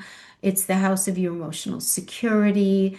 It's your emotional roots. Old wounds around security or belonging can soften here with real ease, especially as you do the deeper trust work that this eighth house transit is inviting you to do. Now, finally, we do have the sun quick doing these quincunxing on each side. Okay. So quincunxing means it's something that is going doing a little something, something 5 houses away. Okay. So the sun is quincunxing Neptune retrograde in your third house, Aries energy, and it's quincunxing Pluto retrograde right in your own very first house, Aquarius energy. So these quincunxes are weird and they're awkward and they're not cozy, but they're not that big a deal, but they're important to mention in my opinion, because this is an aspect that doesn't resolve cleanly. It's like having a nail in your shoe or something like that. It requires ongoing small adjustments, not these big sweeping ones. They could be a little annoying, but you have to deal with them because ignoring it doesn't work. Quincunxes need attention. If you ignore it, it becomes bigger. It refuses to be ignored. So let's talk about what these are. The Neptune quincunx suggests your deep, transformative inner work in that eighth house and your everyday communication in that third house aren't quite speaking the same language. That makes sense to me because it's not going to feel cozy looking at the shared resources and issues of trust and issues around all of that stuff. Oh, that makes you feel uncomfortable. You guys like to, you know, Aquarius risings get a bad rap, and I say this a lot, having to do with, the idea of cold disconnect. But Aquarius risings, more than any other position, can disconnect themselves from a situation and just kind of put it in a shelf and shut the door and like shove it in there and like lock it. And then suddenly, like, and I've said this to you guys before, a random Wednesday, a year later, that door comes flying open, and that issue that wasn't dealt with back then suddenly knocks you on the head to be dealt with finally, right? As we can never really just keep shoving these things away and busy ourselves with something else, right? So this is right now, this is something these quincunxes are going to be like, okay, we have to square out here this idea of shared resources and sex and intimacy and trust and control and blending and we energy to how it is that you are thinking and communicating about these things. Okay. So they're not speaking the same language. So what does this mean? Not that big a deal, but you need to keep clarifying what's real versus idealized in how you talk about intimacy or trust. You want to make sure that it's coming from your heart and not your head. You guys know exactly what I'm talking about. Okay, I don't feel like I need to clarify anymore beyond that.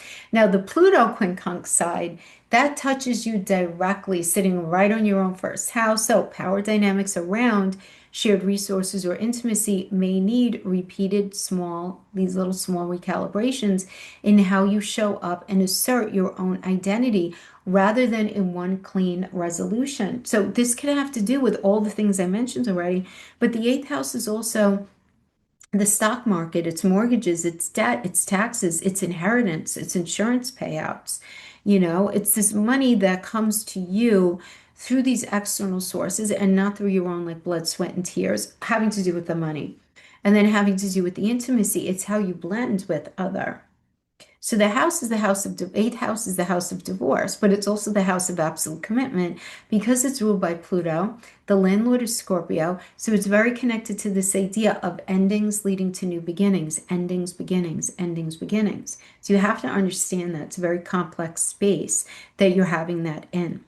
Now let's talk about the Pisces lunar eclipse on August 28th, ending the month in your second house of income, resources, possessions, and self-worth. Now, lunar eclipses do bring emotional culminations, and here it is suggesting to me that something is coming to a head around money, what you owe, and or how you value yourself. So maybe it's not money at all, it's just how you value yourself.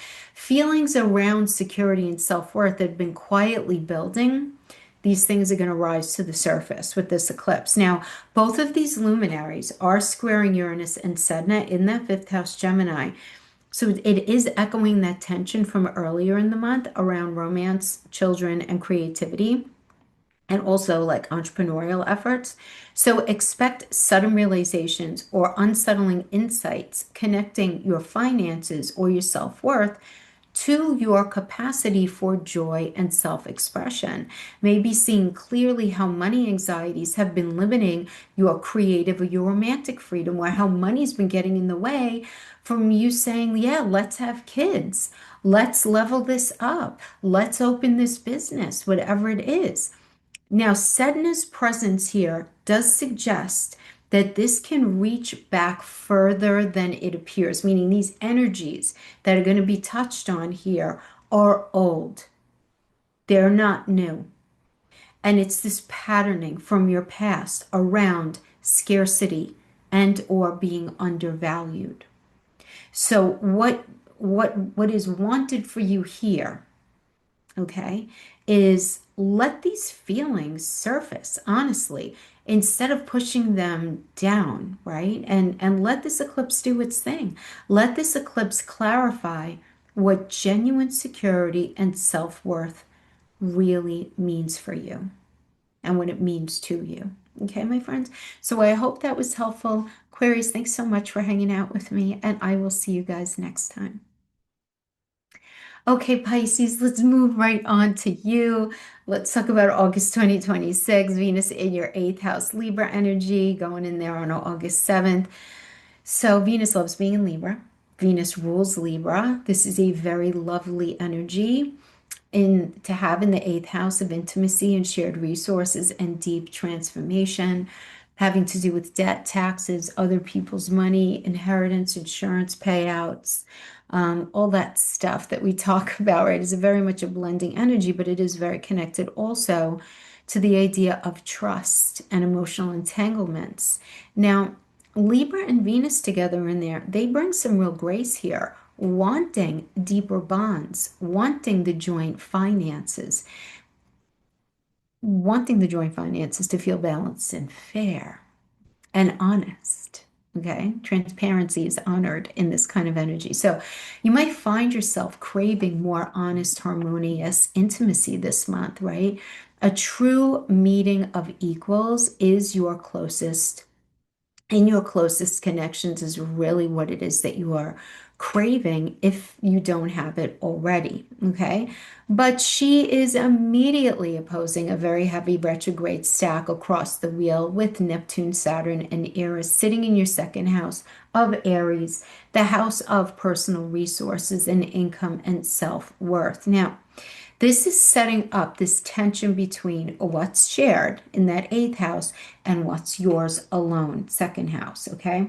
Now, this Neptune retrograde opposing Venus and Neptune ruling your own rising sign, I mean, Neptune rules your chart.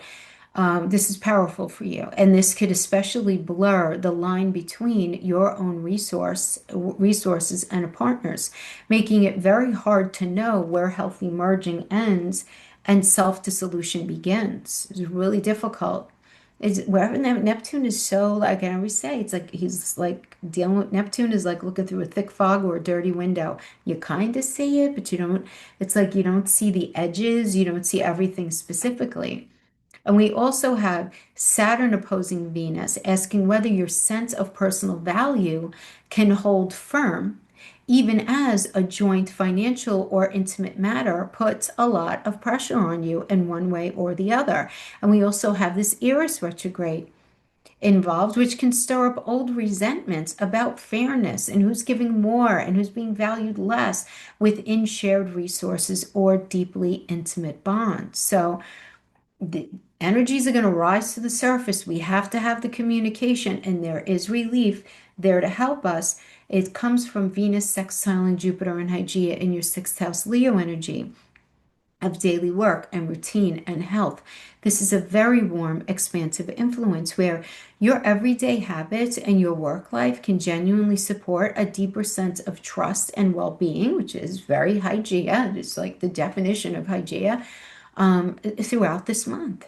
And Venus trining Pluto and Juno retrograding that 12th house Aquarius energy of the 12th house is very connected to solitude and the subconscious and the spiritual release means your closest intimate bonds are quietly deepening your inner private world. Now, that Juno retrograde is telling me that you're revisiting what true commitment and loyalty means to you on a soul level. There's nothing surface about this. It could be through quiet reflection, realizing it through meditation or prayer rather than any sort of like outward declaration. This is going to be a bit more private, but this trine is strongest through the first 2 weeks of August. So you do want to let that easy flowing kind of energy through your daily routine and your inner life support you through the harder second house, eighth house tension that you're going to be experiencing around shared and personal resources. Now, moving on to August 12th, we have the Leo solar eclipse in the sixth house. Now, this eclipse landing in the house of routine and daily work and health, it's conjuncting that new south node Leo energy that is retrograde, but at the anaretic degree of 29 degrees, which is the most critical culmination degree point that there is. So this tells me that there is something about your everyday responsibilities, a work situation, or a health pattern. It's reaching a true endpoint and it needs to be released instead of taken with you. Let it go. There's something that needs to be let go in that sixth house, whether it has something to do with your health, how you're taking care of yourself, something having to do with your responsibilities, something connected to your daily work environment. But Vulcan's presence here is telling me this is not a passive thing. This is something that needs your attention, and it's going to take some real inner strength to actively let go of an old habit of overwork and or self-neglect that has run its course. You just can't do it anymore. You have to take some time for yourself. Now, this eclipse is co-joining Jupiter, Hygeia, and Mercury, all in your sixth house. So even as something closes, and it will be, as I just discussed, there is also this real growth and insight that's connected to that release because of these other energies. Remember, Jupiter expands whatever she's within 10, whatever he's within 10 degrees of, right? So he's expanding whatever this eclipse touches, meaning that this release could open the door to a far healthier, more substantial daily life than what you're leaving behind. And Mercury is telling me that there's some sort of important realization or conversation that you're going to be having about work or health. That's part of the shift. Now, the whole sixth house cluster trine Saturn retrograde, Pallas Athena, Eris retrograde, and Vesta in your second house, Aries energy. This is a very supportive flow between your daily routine and your personal resources and self-worth. Now, Saturn trining here can help you build a more solid, disciplined foundation of value and stability once that old work or health pattern clears up. So you have to do the work. And if you're sitting there going, well, I don't know exactly what it is, try different things. Be honest with yourself. Are you eating the right thing? Are you doing the right thing when it comes to daily habits? Are you working too much? Are you hiding in your work? Like, there are so many ways that this could manifest, right? But you have the ability here, right? Once that old pattern clears. Now, even if you don't really know what it means right now, I promise you it will come upon you because Pallas Athena is offering you very strategic wisdom in that space, while Vesta is making you really focus on what do you really want? What are you devoted to? And that Eris retrograde, I think, is very healing here because Eris retrograde is finally pushing this release to this long held grievance about being overlooked or underpaid for your effort. It's like there's going to be this peace that comes upon you, which is very powerful. And this is such a supportive way to close a chapter on the idea of service and self-worth, right? That you guys have been dealing with. Now, the sun is moving into your seventh house Virgo energy on August 22nd. So, whenever the sun moves into a house, that is the focus. So, for you guys, it will be partnerships, marriage, contracts, your bosses, your clients, your energetic output at work, all of those one-on-one commitments. And these are going to shift your focus towards this practical reset because that's what that eclipse wanted to bring as well. So, it's not happening in isolation. It's sextiling Sirius in your fifth house Cancer energy as well. So nurturing yourself through creativity, romance, children, joy, um, just your general happy, maybe your own business, maybe your hobbies, right? All of these things come pretty easily, right? Especially like the second half of the month. There's this very gentle flow between deepening, like this deepening of a partnership and expressing yourself freely and playfully. Now, it does square Uranus and Sedna in your fourth house Gemini, which is home, property, real estate, family, your emotional roots. There can be this sudden disruption or the sudden element of unpredictability in that fourth house. Sedna does add this deeper, almost like ancestral vibe, is what I'm calling it this month, but it's something that's been building over a long time where old patterns around family instability or feeling emotionally unheard at home could resurface abruptly and very much demand your attention. But this square, because Uranus is evolved, the square is asking you to stay flexible with your home life rather than being rigid or just stuck in any particular way because Uranus resists being boxed in, right? He's that revolutionary energy that wants to create change, but he doesn't like being forced to do it. So this may specifically touch how a partnership disrupts or reshapes your domestic foundation. Okay. Um, Now, it doesn't have to be a negative thing. This could also be a positive thing. So just keep your energy open. Now, the sun trines Chiron retrograde in your third house of Taurus. This is a very gentle healing aspect, touching your communication, your everyday connections. Third house is your siblings, your extended family, um, your ability to write, communicate, right? All those beautiful third house things. But there's some sort of old wound around being misunderstood or unheard, which can soften here, which is nice, especially as a partnership, right, from that seventh house energy offers a new, more grounded way of expressing yourself, right? So the change is coming in. Now, finally, that sun is quincunxing Neptune retrograde in your second house, Aries, and the sun is quincunxing on the other side, Pluto retrograde in your 12th house, Aquarius energy. So it's the sun, and we have two quincunxes going on. So that first one, and quincunxes require change. Doesn't it's not going to be big change. It's something that needs resolution, but it doesn't resolve cleanly, and it requires small adjustments.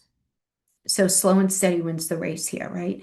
Now let's talk about the Neptune side. The Neptune quincunx suggests that your partnership, seventh house, so it could be a partnerships, it could be your boss or your clients or that work situation, and your personal resources in that second house aren't quite speaking the same language, right? So you may need to keep clarifying what's real versus what's idealized about value and support within a relationship. Now, the Pluto quincunx does something similar between your partnerships and your inner subconscious world in that 12th house. So, power dynamics there may need to be repeated, right? These small recalibrations rather than just one clean sweeping resolution, that one clean conversation, that one clean claim. You may need to go back, and I know it's annoying, but it is what it is. We're all going to be dealing with it. Go back and recalibrate and say it again and just be like, okay, we need to talk about this again. Maybe we need to address it differently. Okay. It's all part of the process. Now, we also have this Pisces lunar eclipse in your first house on August 28th. So that first house is your identity and your body and your self-expression, the path that you're walking on right now, very deep personal culmination for you, since obviously this is that first house drives your whole chart. Now, lunar eclipses do bring emotional culminations, and here it does tell me that something is coming to a head around who you are and how you feel in your body, or a long carried emotional pattern tied to your identity. So feelings that have been quietly building might finally surface and demand acknowledgement, right? Needing to have that conversation. Now, both of these luminaries are squaring Uranus and Sedna in that fourth house Gemini, which is very much echoing the tension that was earlier in the month around home and family. So expect sudden realizations or unsettling insights connecting your sense of self to your domestic life, that family life. Maybe seeing clearly how your home environment has shaped, or maybe how it's limited who you feel you can be. Now, Sedna is in there, and Sedna typically brings a lot of stuff from the past. So the wound or the sensitive point that's being poked at in that fourth house, this is long standing. This is nothing new. It's just nothing new. This is reaching further back than it appears. It's an old thing. It's an ancestral patterning around being emotionally displaced or unheard within the family. Okay. Now, the invitation here is to let these feelings surface fully rather than disassociating from them. Don't disassociate. You really want to let this deeply personal eclipse show you who you're becoming, right? And you don't want to just like poo-poo it away. All right, my friends. So that is what I have for you. I hope this was helpful in some way. Thank you so much for hanging out with me, and I'll see you next time. Bye-bye.